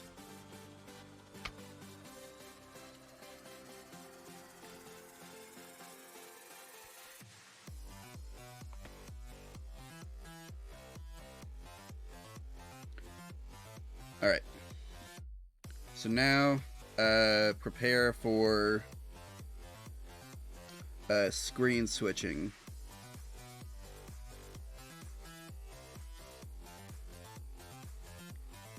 And there we go. Okay, now I can zoom in on this a little bit. So anyway, what I'm going to be doing is... Where's my pen? Need my stylus. I may have misplaced my stylus, which made the whole screen switching thing irrelevant. Where would that have ended up?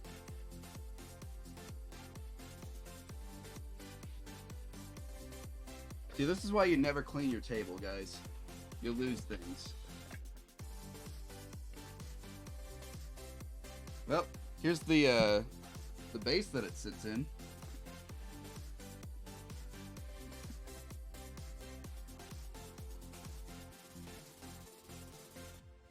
Aha, here's the pen.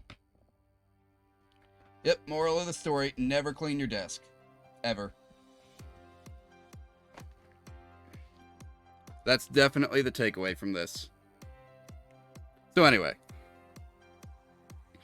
we need a brush, and I'm basically going to do a block out of this hand like so.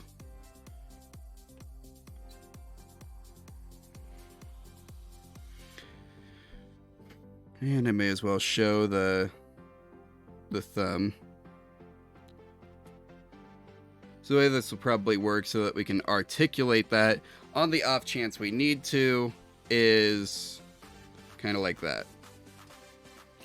So I really want to see if I can...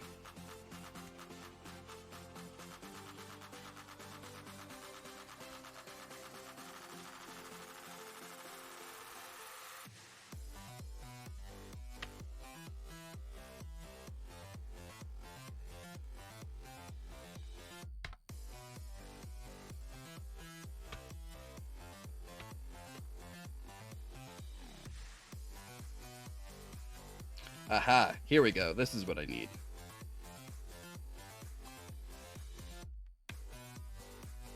There, let's try this again with this image. It really will be a lot clearer, I think. Though I could just be fooling myself. I don't know.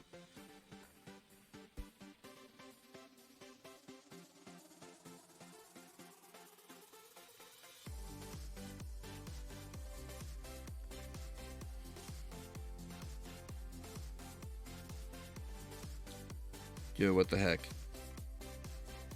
I just wanted to erase the... Oh, it's gonna erase the... Yep, paint doesn't have layers, guys. Paint doesn't have layers. Should have done this in Affinity. Whatever. I'm not redoing it. You just know this line doesn't actually exist.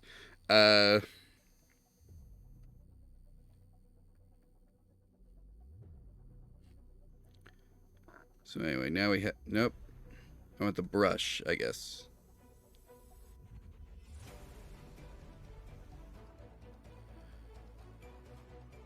So we get this kind of taper, I guess, for the fingers, because maybe not quite so strong.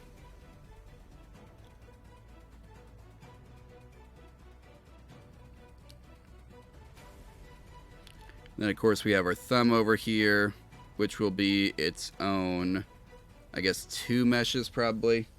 So we can have the thumb articulate on the off chance that we decide it needs it.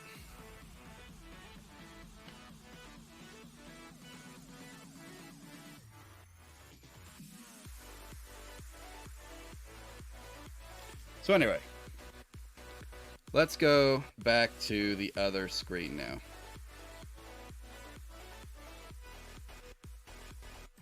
Alright, anyway.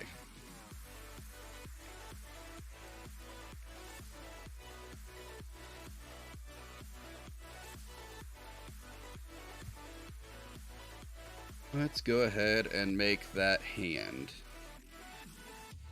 And the hand will be, I guess, 3 separate meshes. It will be the palm, the fingers, and the thumb.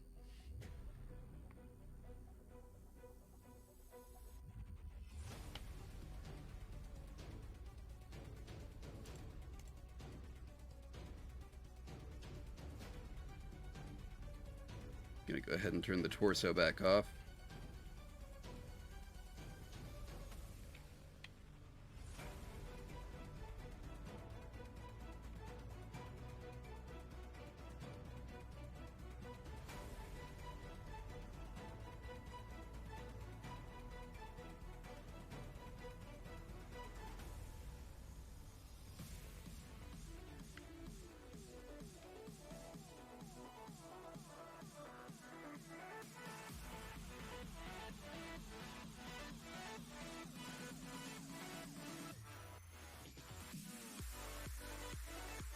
What I really want is to make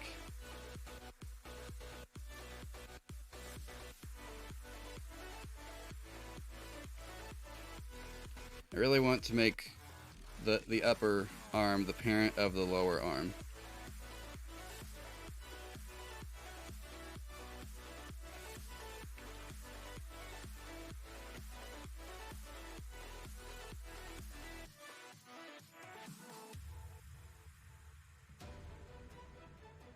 Maybe I just have to group them in a collection.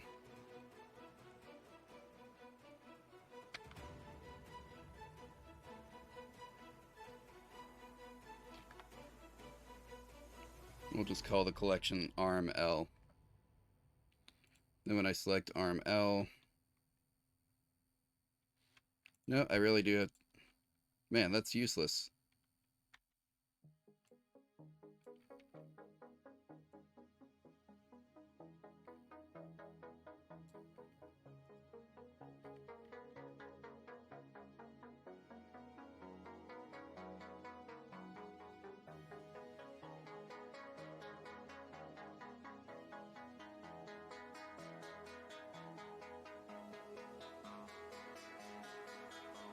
There we go.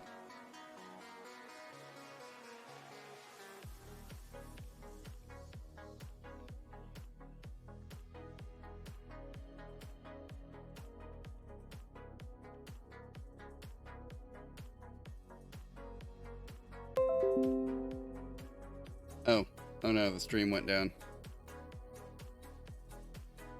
Are we coming back? What is going on?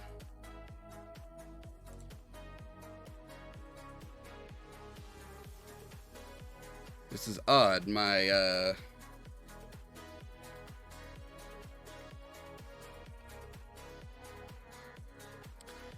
according to Task Manager, I still have an internet connection.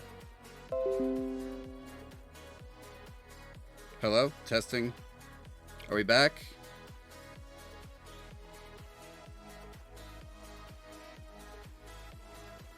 Well, that was weird.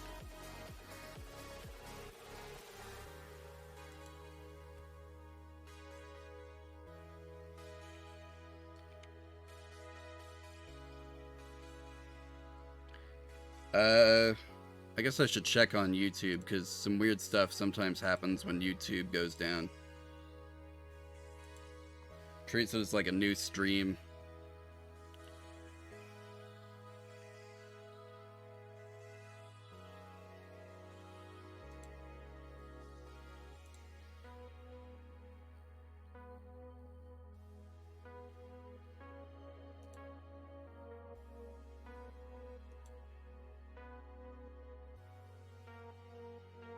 Okay, it doesn't look like it went down.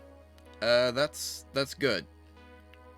Yeah, sorry about that. YouTube, I know you guys get some issues sometimes, when my internet does things.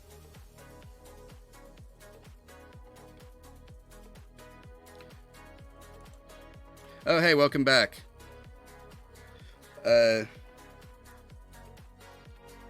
You just missed an outage.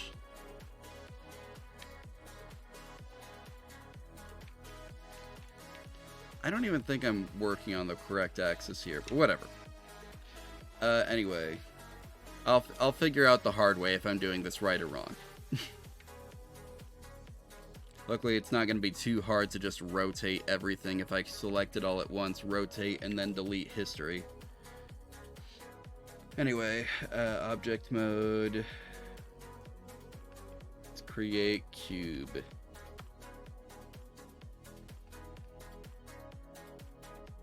I didn't mean to create an empty cube. Let's just do it this way.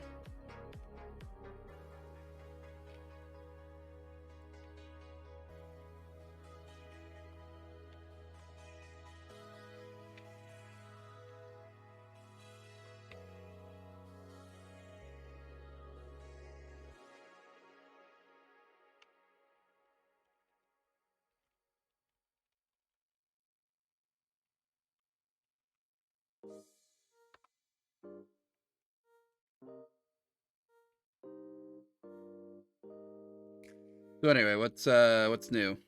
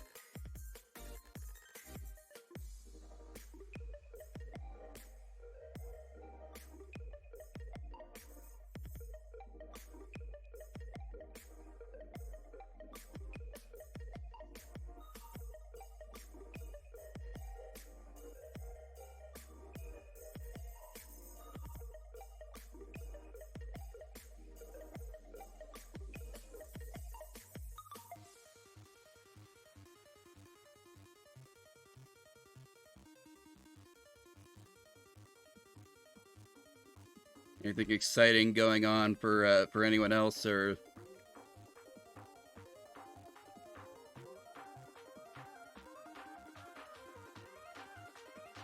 Okay, so this is the left hand, and the thumb should be facing this way. Wait. Am I looking at this backwards? Which way is the torso? Okay, so this is the left hand. Thumb should be facing outward. So I believe I'm looking at this guy from the front, right? Yep.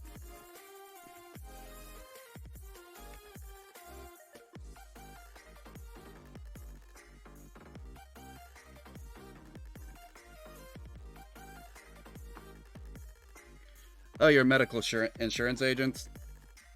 That's neat. Why can I not select the head? Oh, because I'm in edit mode. That's why.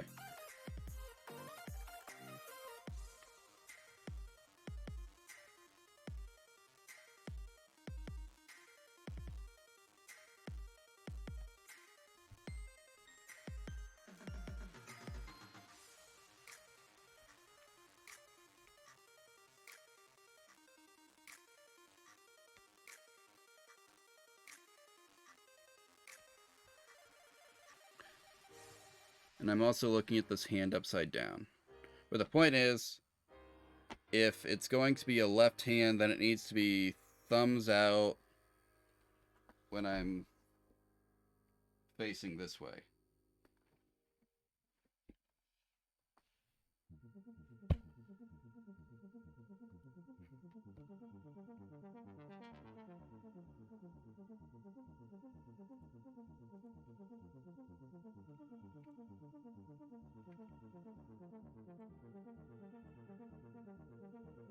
Honestly, that's...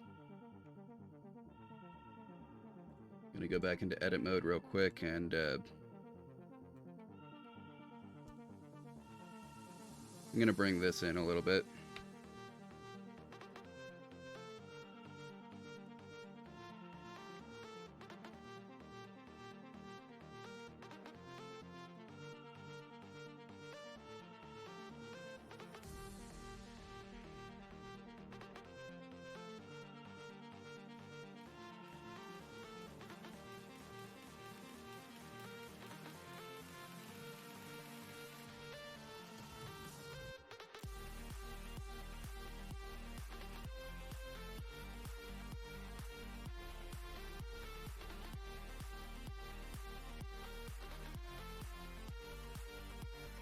One thing I don't like about Blender that Maya seems to have a better handle on is when you do something like this, in Maya, it actually like makes sure that all the tries are on the same page about what's going on up here, but these are not all doing the same thing, which you can tell when you rotate it.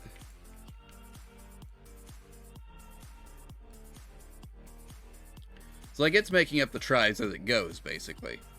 And it's not got as good of a system for handling that as some other software does.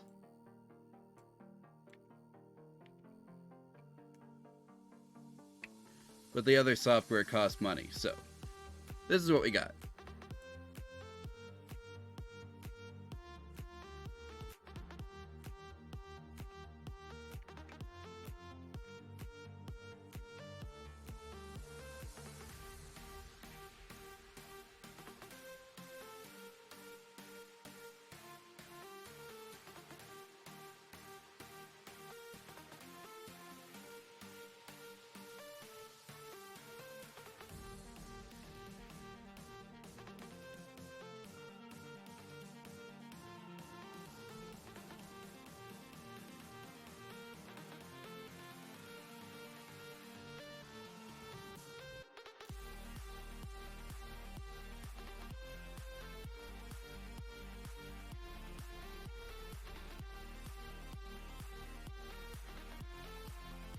I hate how the cursor is just not following my meshes anymore.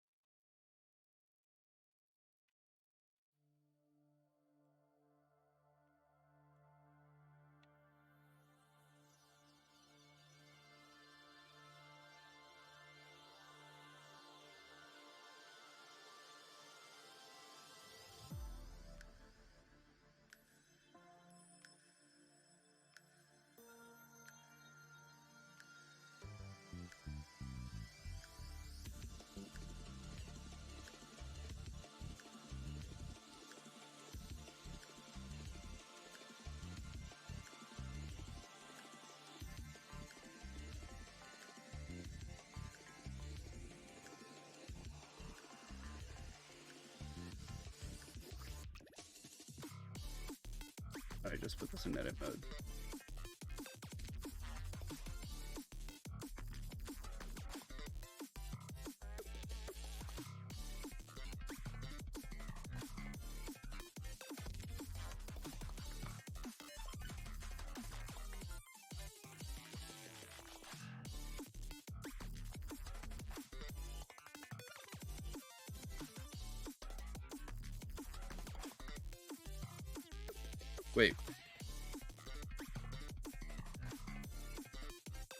It was up here the whole time? That would have been good to know earlier.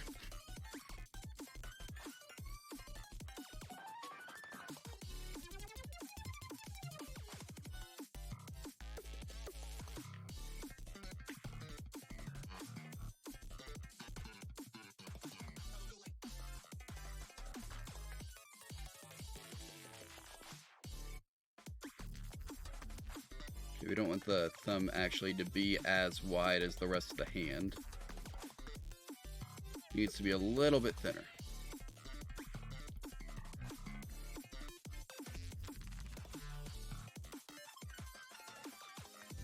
And now we need one more mesh that's going to be the top of the hand.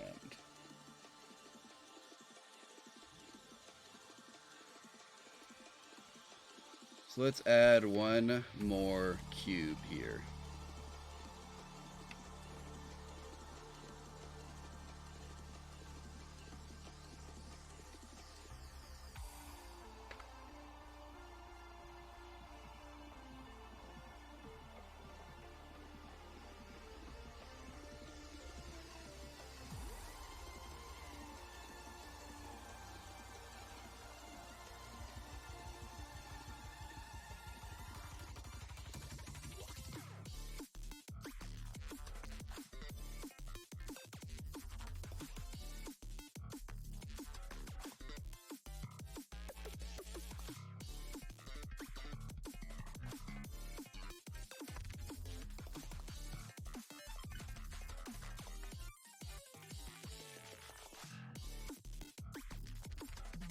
Oh, okay. I sort of see how that works, I think, maybe.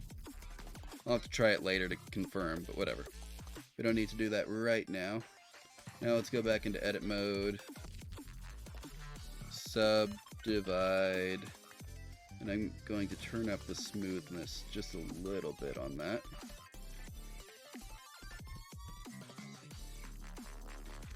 Then we're going to go into vertex mode. I'm going to grab these vertices over here, bring them down just a little bit, bring these down just a very small amount as well, and there. Now you have a hand.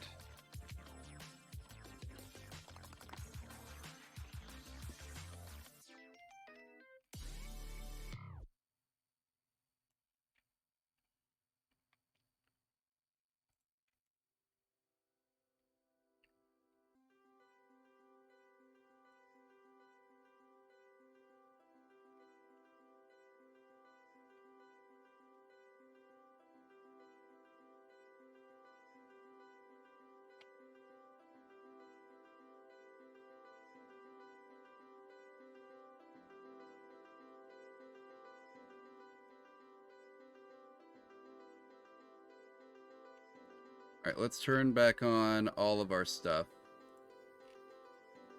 and make sure I did this correctly.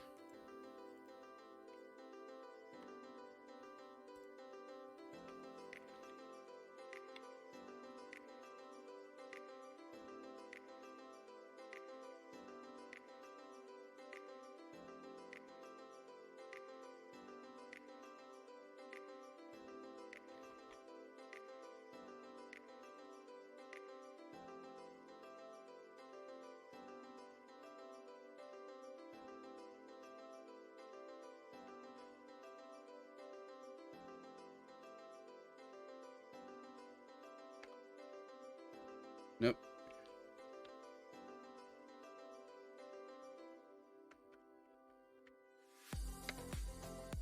Yes, okay, there we go.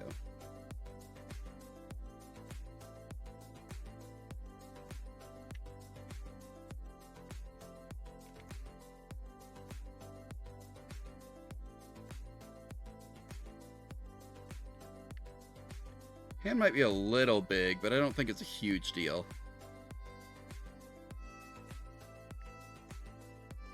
Just means our guard's gonna have big hands, and our guy. And honestly, I might change out the guard hands for just little balls, because Like, he's not gonna need to do anything except maybe carry around a bonk stick.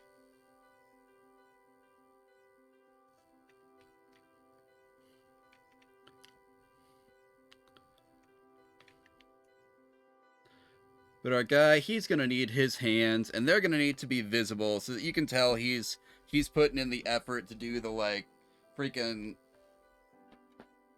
Life is Strange rewind deal.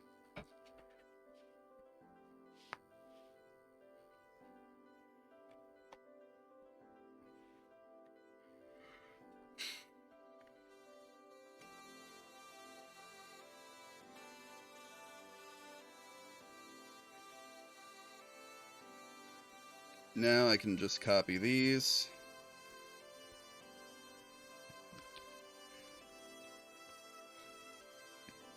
And select.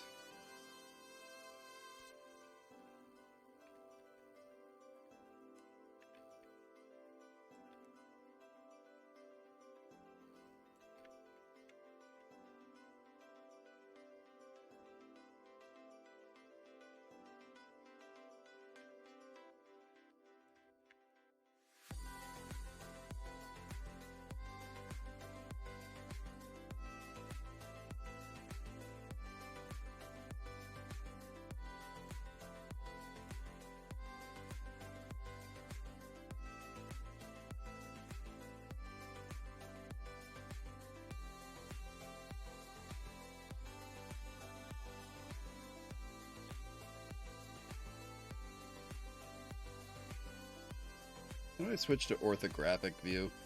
That's what I'm going to need to make sure I've got this right.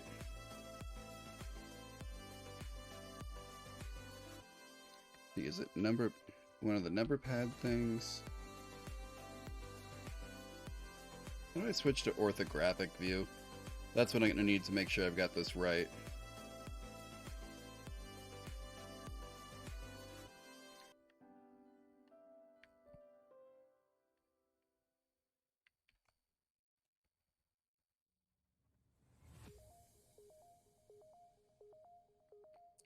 I apologize. I think I just accidentally played back a clip. That was not what I intended to do.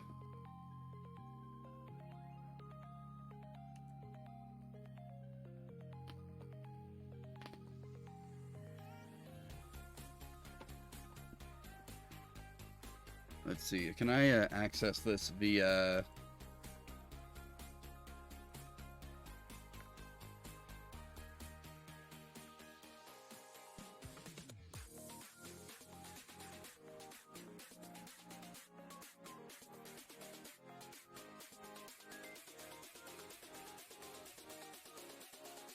I want to look at this straight on. Can I know I'm looking at this in ortho, but it's still at an angle. I just need a straight on orthographic deal.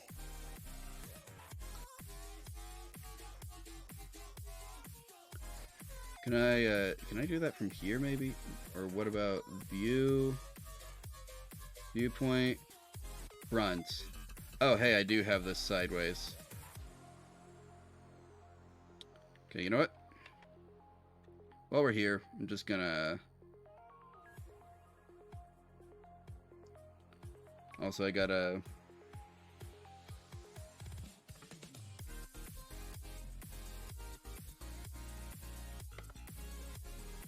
Now let's rotate.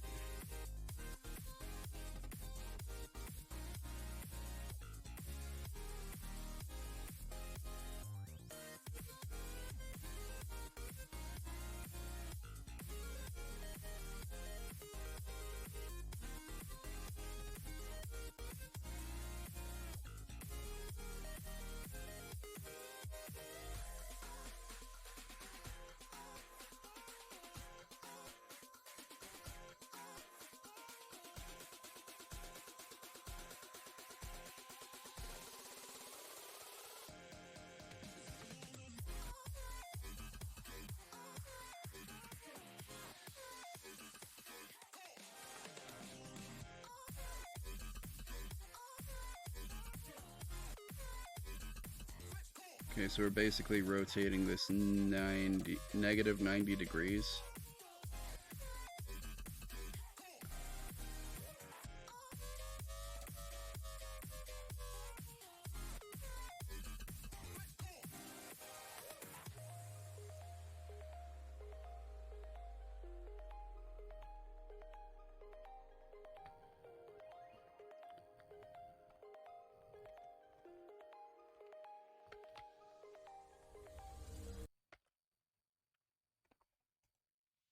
Okay, whatever.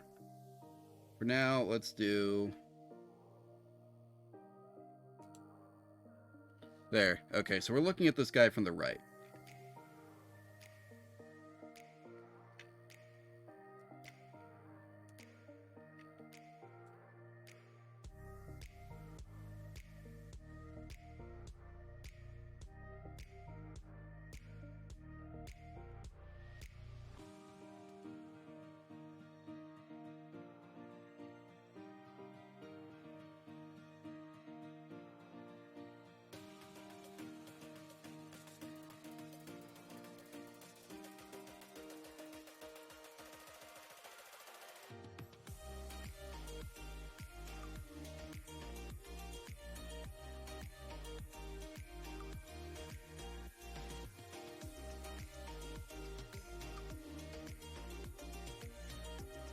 There we go.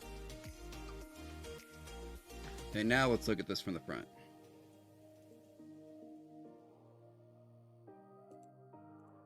Okay.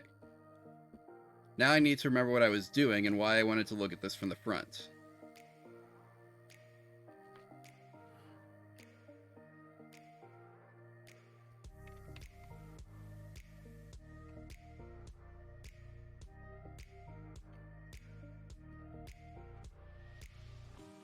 I forgot what I was doing, guys.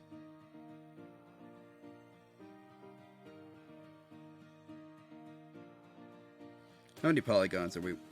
We're getting close to our limit.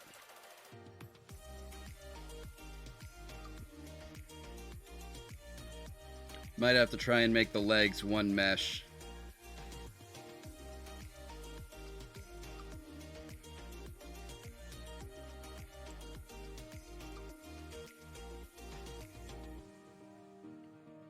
And I guess it's not a huge deal if I go over the limit, it's just... I would like to stay within it if I can.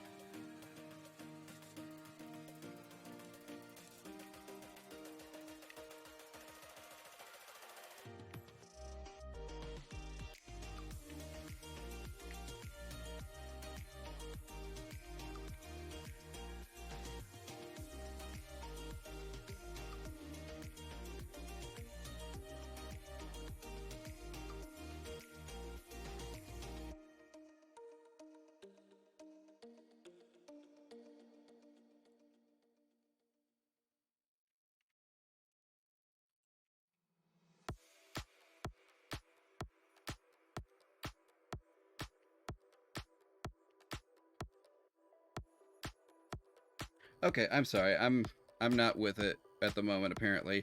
We're just gonna move on. Let's go ahead and start making some legs.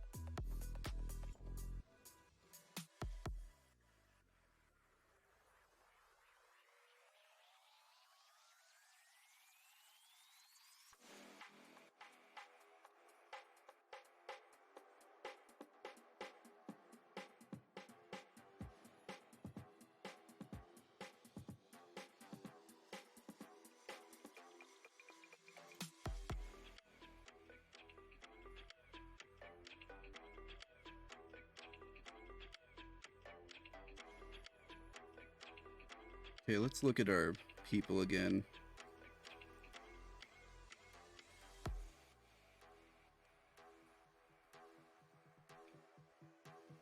Okay, so for their legs, here Tifa's legs are kind of what I'm hoping to mimic to some extent, or Vincent's. Actually, Vincent's got kind of the fluffy pants, so.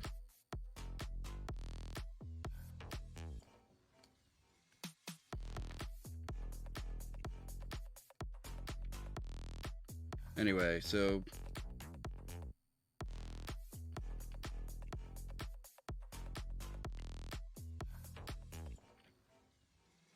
just a little beyond the hands, it looks like,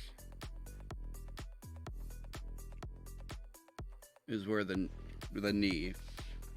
1 second. Is that? No, the knee's a little lower than that, in reality, at least.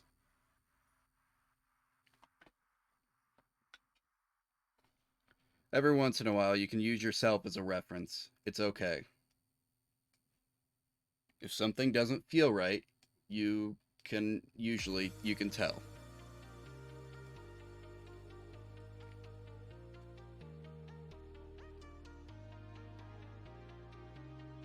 Either that or I have really short arms. I don't know.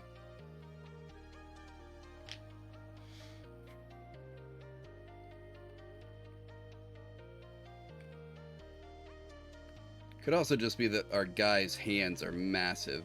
I'm not 100% sure what the right answer here is. But my gut's telling me these legs should be a little longer.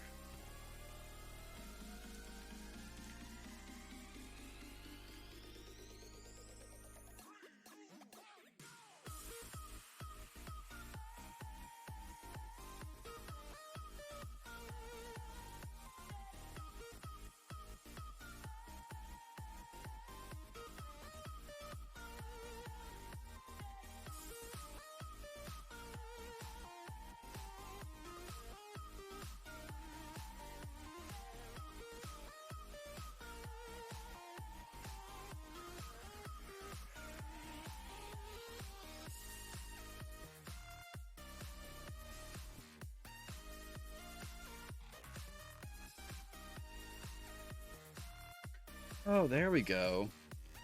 I thought I remembered there being a thing like that in, there,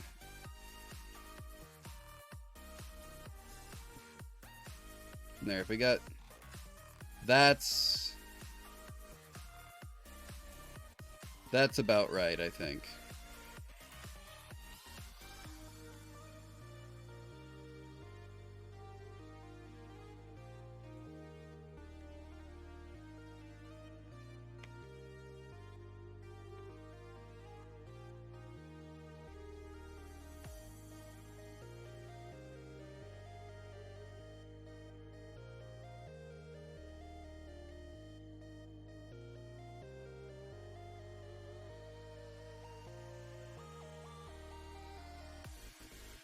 Sorry, trying to get this over here again so I can kind of see. Now this one should be a little bit shorter, it looks like.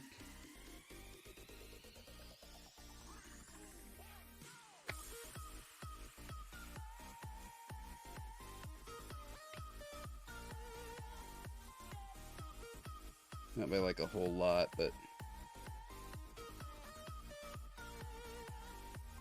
a little bit.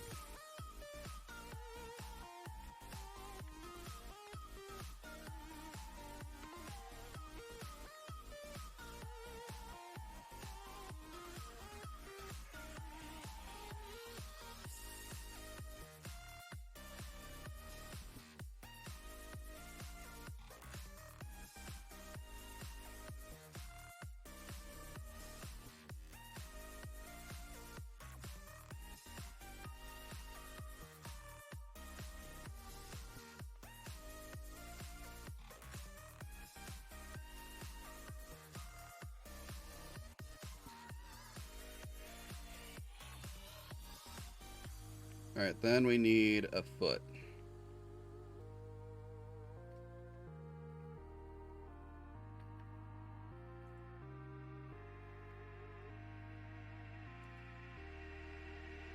Alright, we're at 572. I think we're going to pass 600.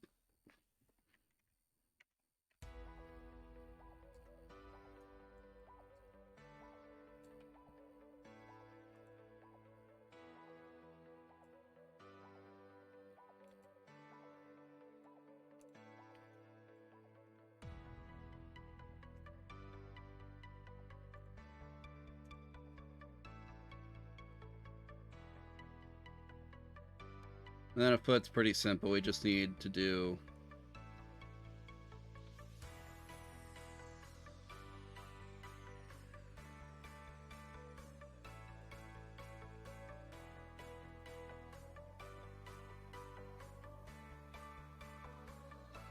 oh yeah.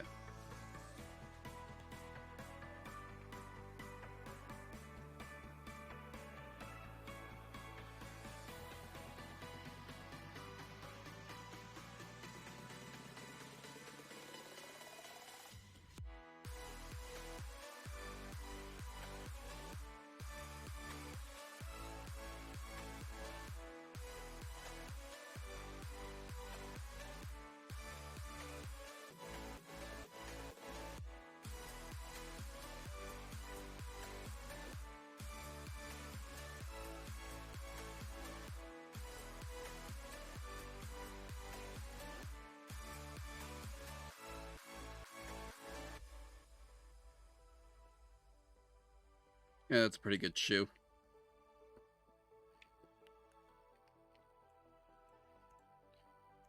Well, it's not going to be by much, but we are going to pass our polygon budget by a little bit.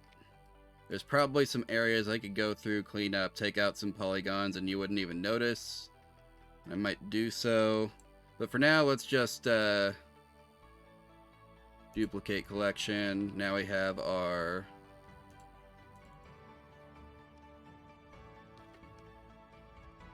leg R.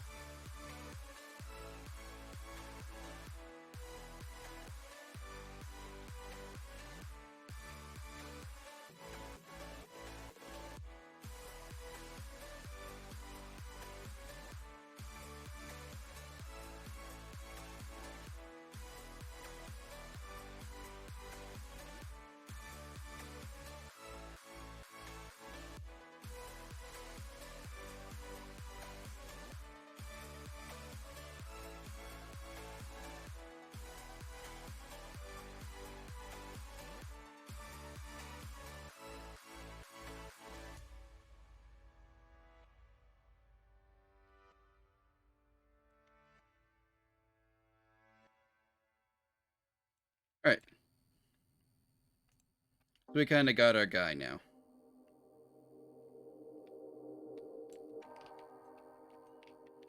Honestly, I feel like the hand should be a little bigger.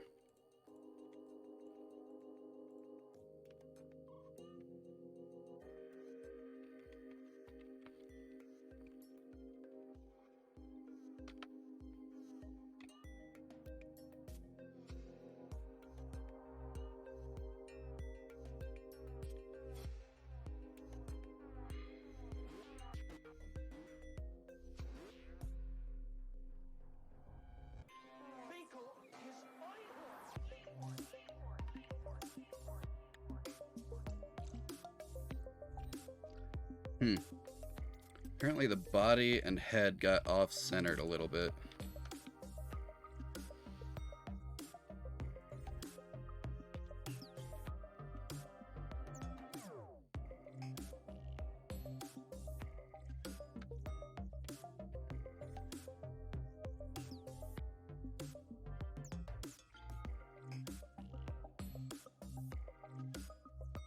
No wonder I was having so much trouble with getting these even. Let's try that again.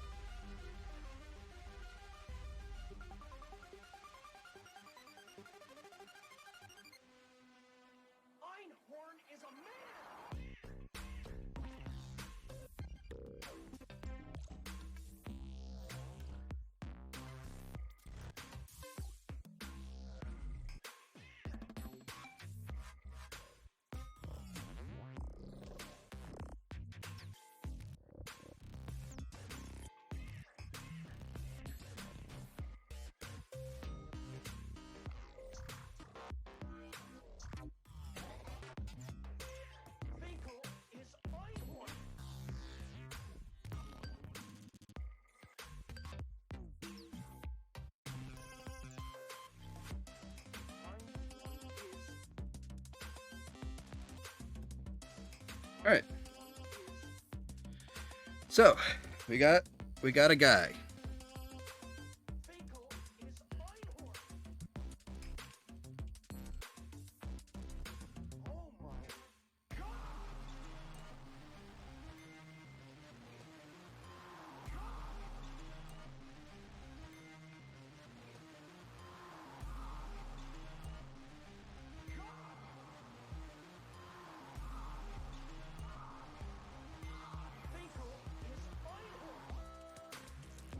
Okay, anyway.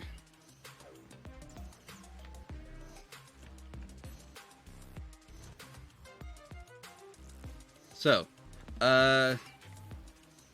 problem, I suppose, that I have to deal with now is that I was never really all that experienced with the unwrapping and texturing tools within Blender back the last time I learned it, and things are very different now than they were then.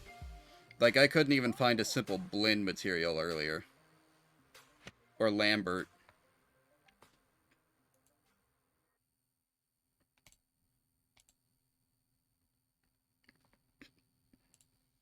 Like, I don't even know what this is.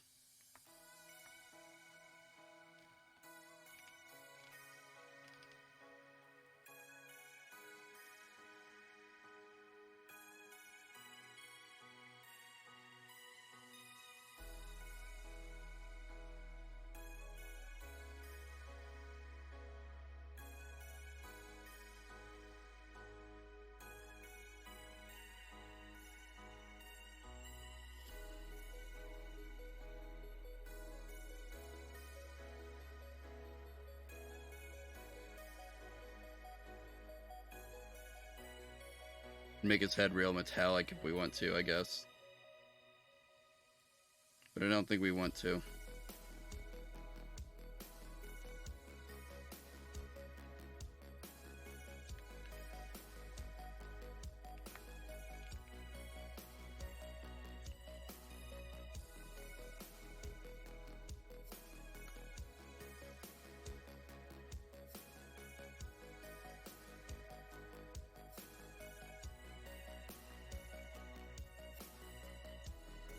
So anyway, I'm probably going to need to take time to, like, learn how to use this for, texturing, at a later date.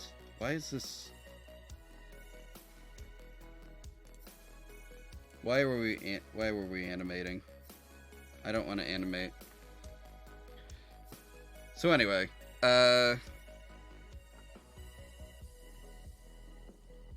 honestly, I don't know that there's much else I can do right now. I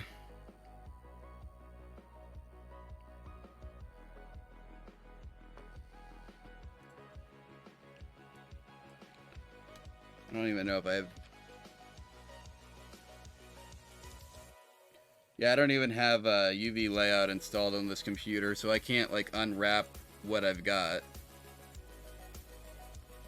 Even if I could, I've probably got a whole bunch of work to do on, like, stuff that I don't even know what I'm doing yet.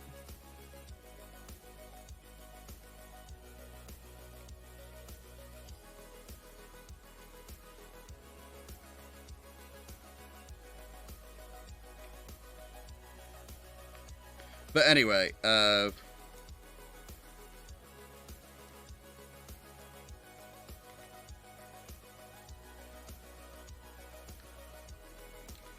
guess I could, I'm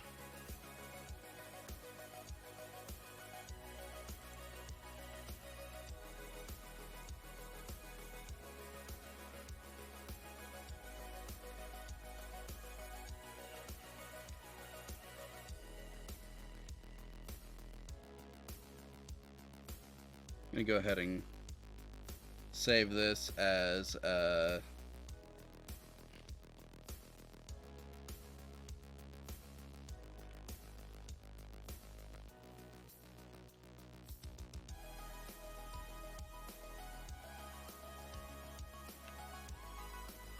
my low poly guy rep. Yeah, like, if you don't know, like, if I was going to be doing something in ZBrush to make, like, a high-quality guy, I would probably start out with a very similar blockout, except I would not be worried about poly count at all, and I would be using spheres.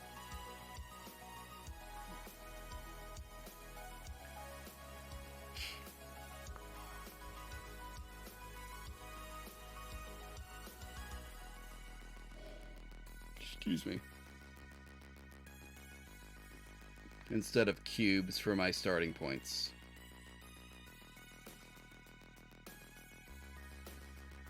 So anyway, how do we do? 704. That's, what, 104 over budget?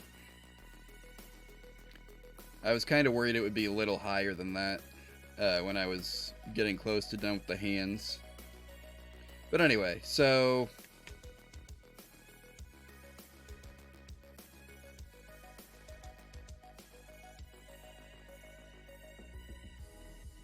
I don't know, there's probably not much more I can do in here right now either. Not until I get the wall to blow itself up or be blown up willingly.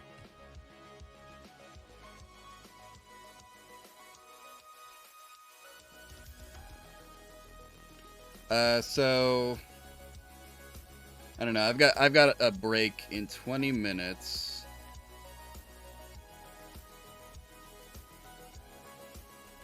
I hate to just end the stream early again, but...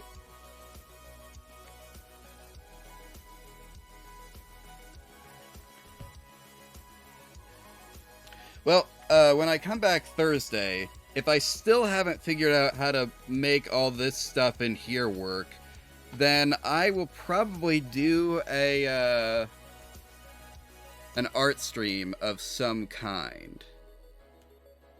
So, like, if I go back to... I've got a few challenges to get myself reacquainted with Blender that I would like to try out. Let's see, where's the...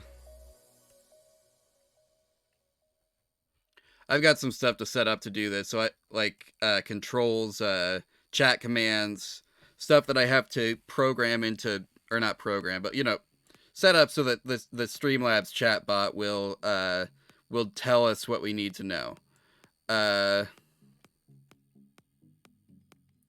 basically, what'll happen is I get 20 minutes on the clock, and when that 20 minutes, and during that 20 minutes, I have to try and make a model as described by my audience. If I don't get any audience requests, then I will look up and see if there's like an ongoing challenge or something. Because, like, I think I saw somewhere that, like, there's a thing about making rocks or something for January. So if that rock thing, I haven't participated in it, obviously, but if that rock thing ends up being a thing...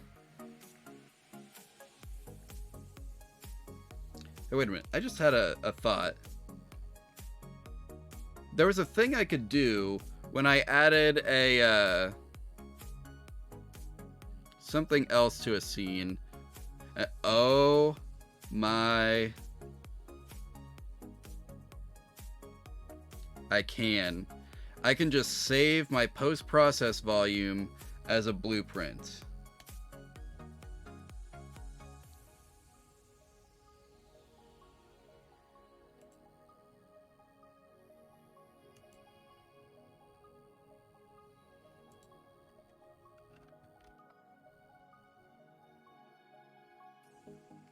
Wait, am I not allowed to do this?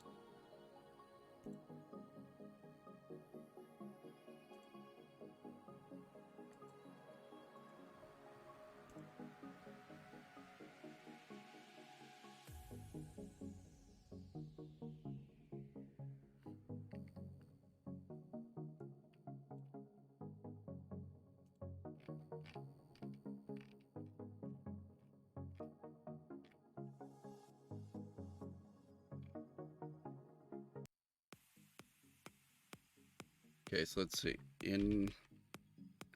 Infinite extent. Okay, so that's on. So I could...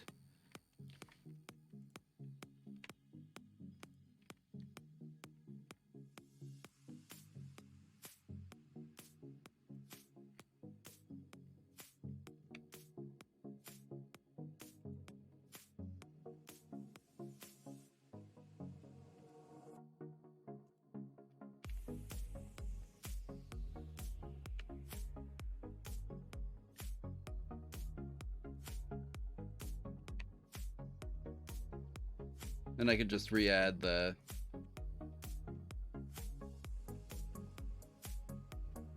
collision component so I can see it in the world.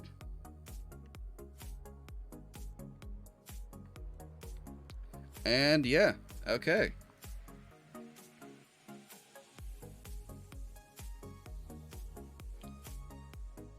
So obviously this only works as an infinite extent object, but holy crap, that's going to make it so much easier to move my post-process volume between levels. Because I'm gonna have, what, who knows how many levels with this, like, effect to apply. And so, like, what I had to do for the Blacklight Arena was, I think there was 2 spaces or something that needed this, or like I tested it in one scene and then transferred it over to the main level. Because if you recall, I had a couple test scenes in the Blacklight Arena as well.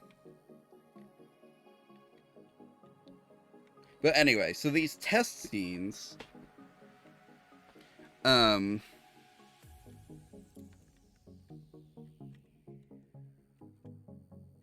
they will let me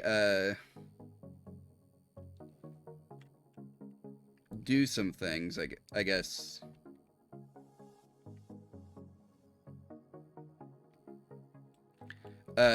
Anyway, the point of the test scene, of course, is to test out, make sure I got all the visual effects working, make sure all the materials and stuff look correct, make sure all the interactions are correct. And right now, the only thing that's wrong is this wall. That's it. The wall is the only thing that doesn't want to behave.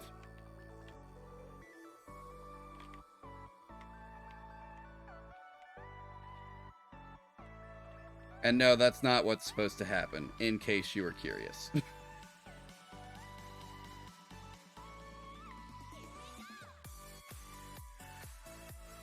But I can open the door.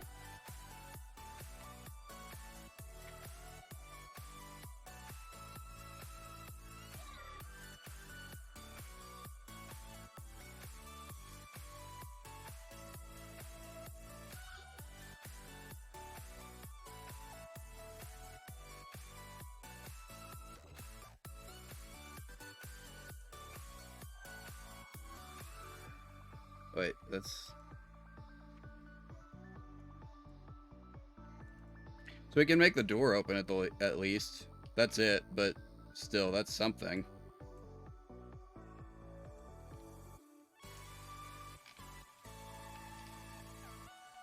And that's really all the door needs to do.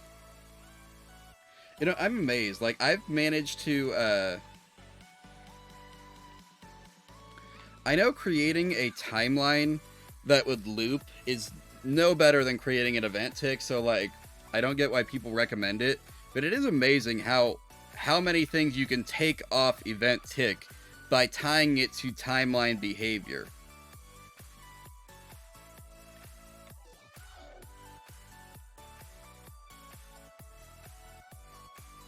But anyway,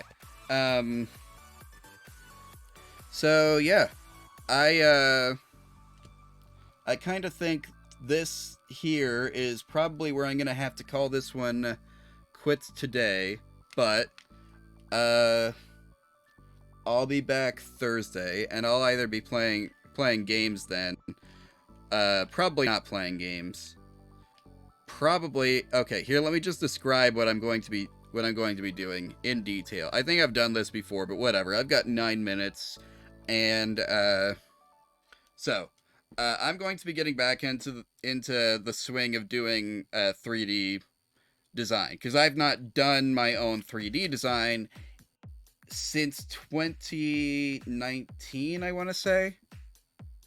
At least not in any in-depth detail. And even in 2019, I think the most I did... Wait, no, I did some stuff in 2020. I did a little in 2020. I failed a lot of projects in 2020.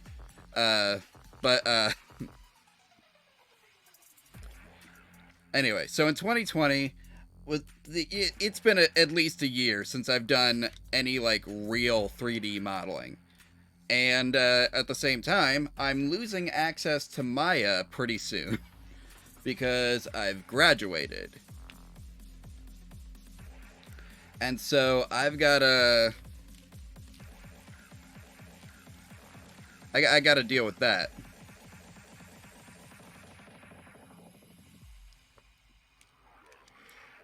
Excuse me. Anyway, so the idea is that I'm going to have 20 minutes to design something, and I will try and design something that chat requests, if it's reasonable. Right now, what is probably going to be reasonable is like hard surface stuff. So like maybe a car, if you're okay with it not being that detailed. Maybe some furniture, some spaceships. Spaceships are really easy, actually. So maybe some I don't know. What else is there? I could design you like a television set or something. I don't know. But point is, I'll have 20 minutes to do it. If I fail, then I have to restart. I get 3 tries, and even if I never succeed, whatever the final one is, I just dropped something, I'm sorry. Whatever the final one is what I'll have to be stuck with. And then we move on to another one until I have 2 or 3 of them that will hopefully look passable as a thing. And then it'll probably be 4 o'clock by then. I'll have hit my 3-hour mark, like I'm about to here, and then I will go and I will redo them again as freaking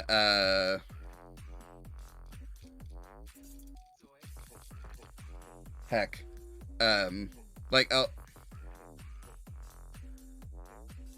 yeah, I'm ending. Wait, here, I'll show you what we got. We got the guy's body basically done.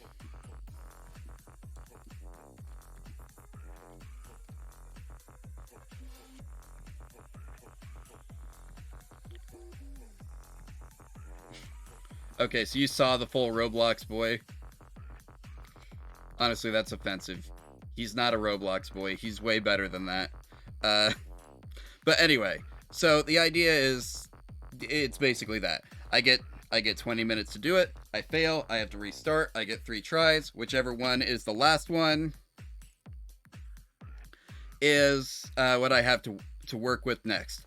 And what I have to work with next, after I get a couple of these done in one stream, is I have to unwrap whichever one people liked the best. Oh no, don't worry about it. You're good. You're good. Then I'll unwrap it and try and texture it.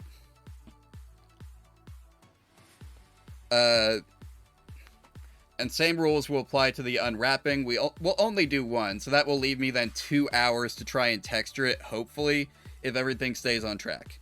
And if not, then I have, what, maybe 90 minutes to try and texture it, which is still fine.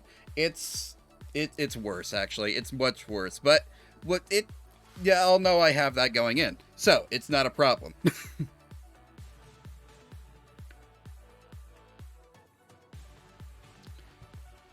But yeah, that's the idea. That's what I'm probably gonna do on Thursday. So anyway, thank you everyone for watching. It'll be easier. Soccer ball. Yeah, okay. Actually, you know what? 1 second. 1 second.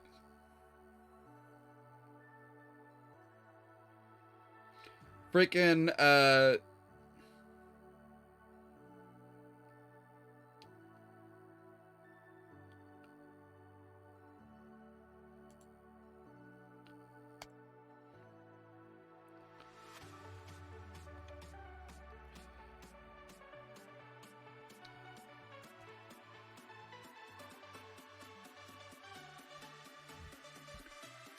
subdivisions.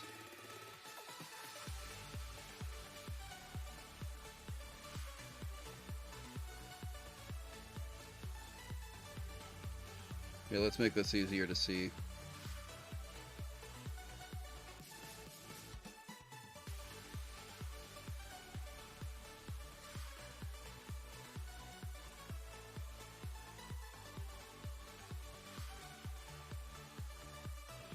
Yeah, okay, there's your soccer ball. There's your soccer ball. I'm done. I've done it already. Congratulations, you have a soccer ball. Actually, I don't like this. This is not a good soccer ball. There's a thing in Maya that lets you generate... There's a thing in Maya... I'm gonna miss Maya a lot, I think. But it's gonna cost money, and I can't get a perpetual license anymore, so I must learn to live without.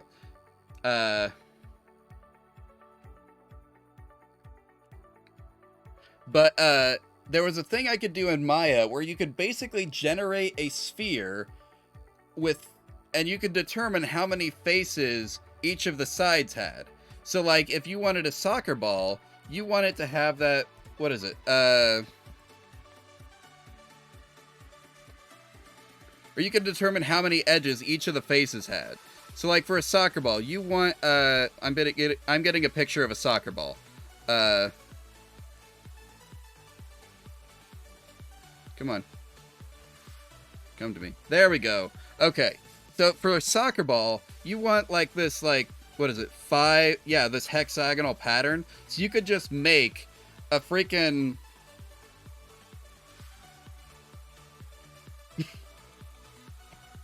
Sorry. No testicles here.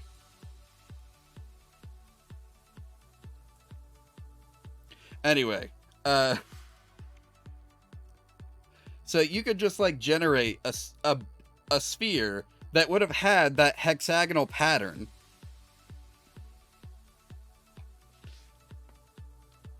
Or, no. Pentagonal. Sorry. Anyway, So, yeah, I could totally just, like, cheat, go into Maya, generate the model, transfer it over to Blender, and be like, here's your soccer ball. I wouldn't even have to unwrap it. I just have to go through and color the individual faces that I wanted to be the black.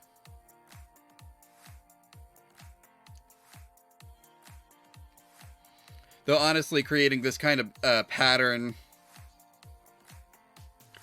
Creating this kind of pattern would probably not be that hard in software, in like a texturing software.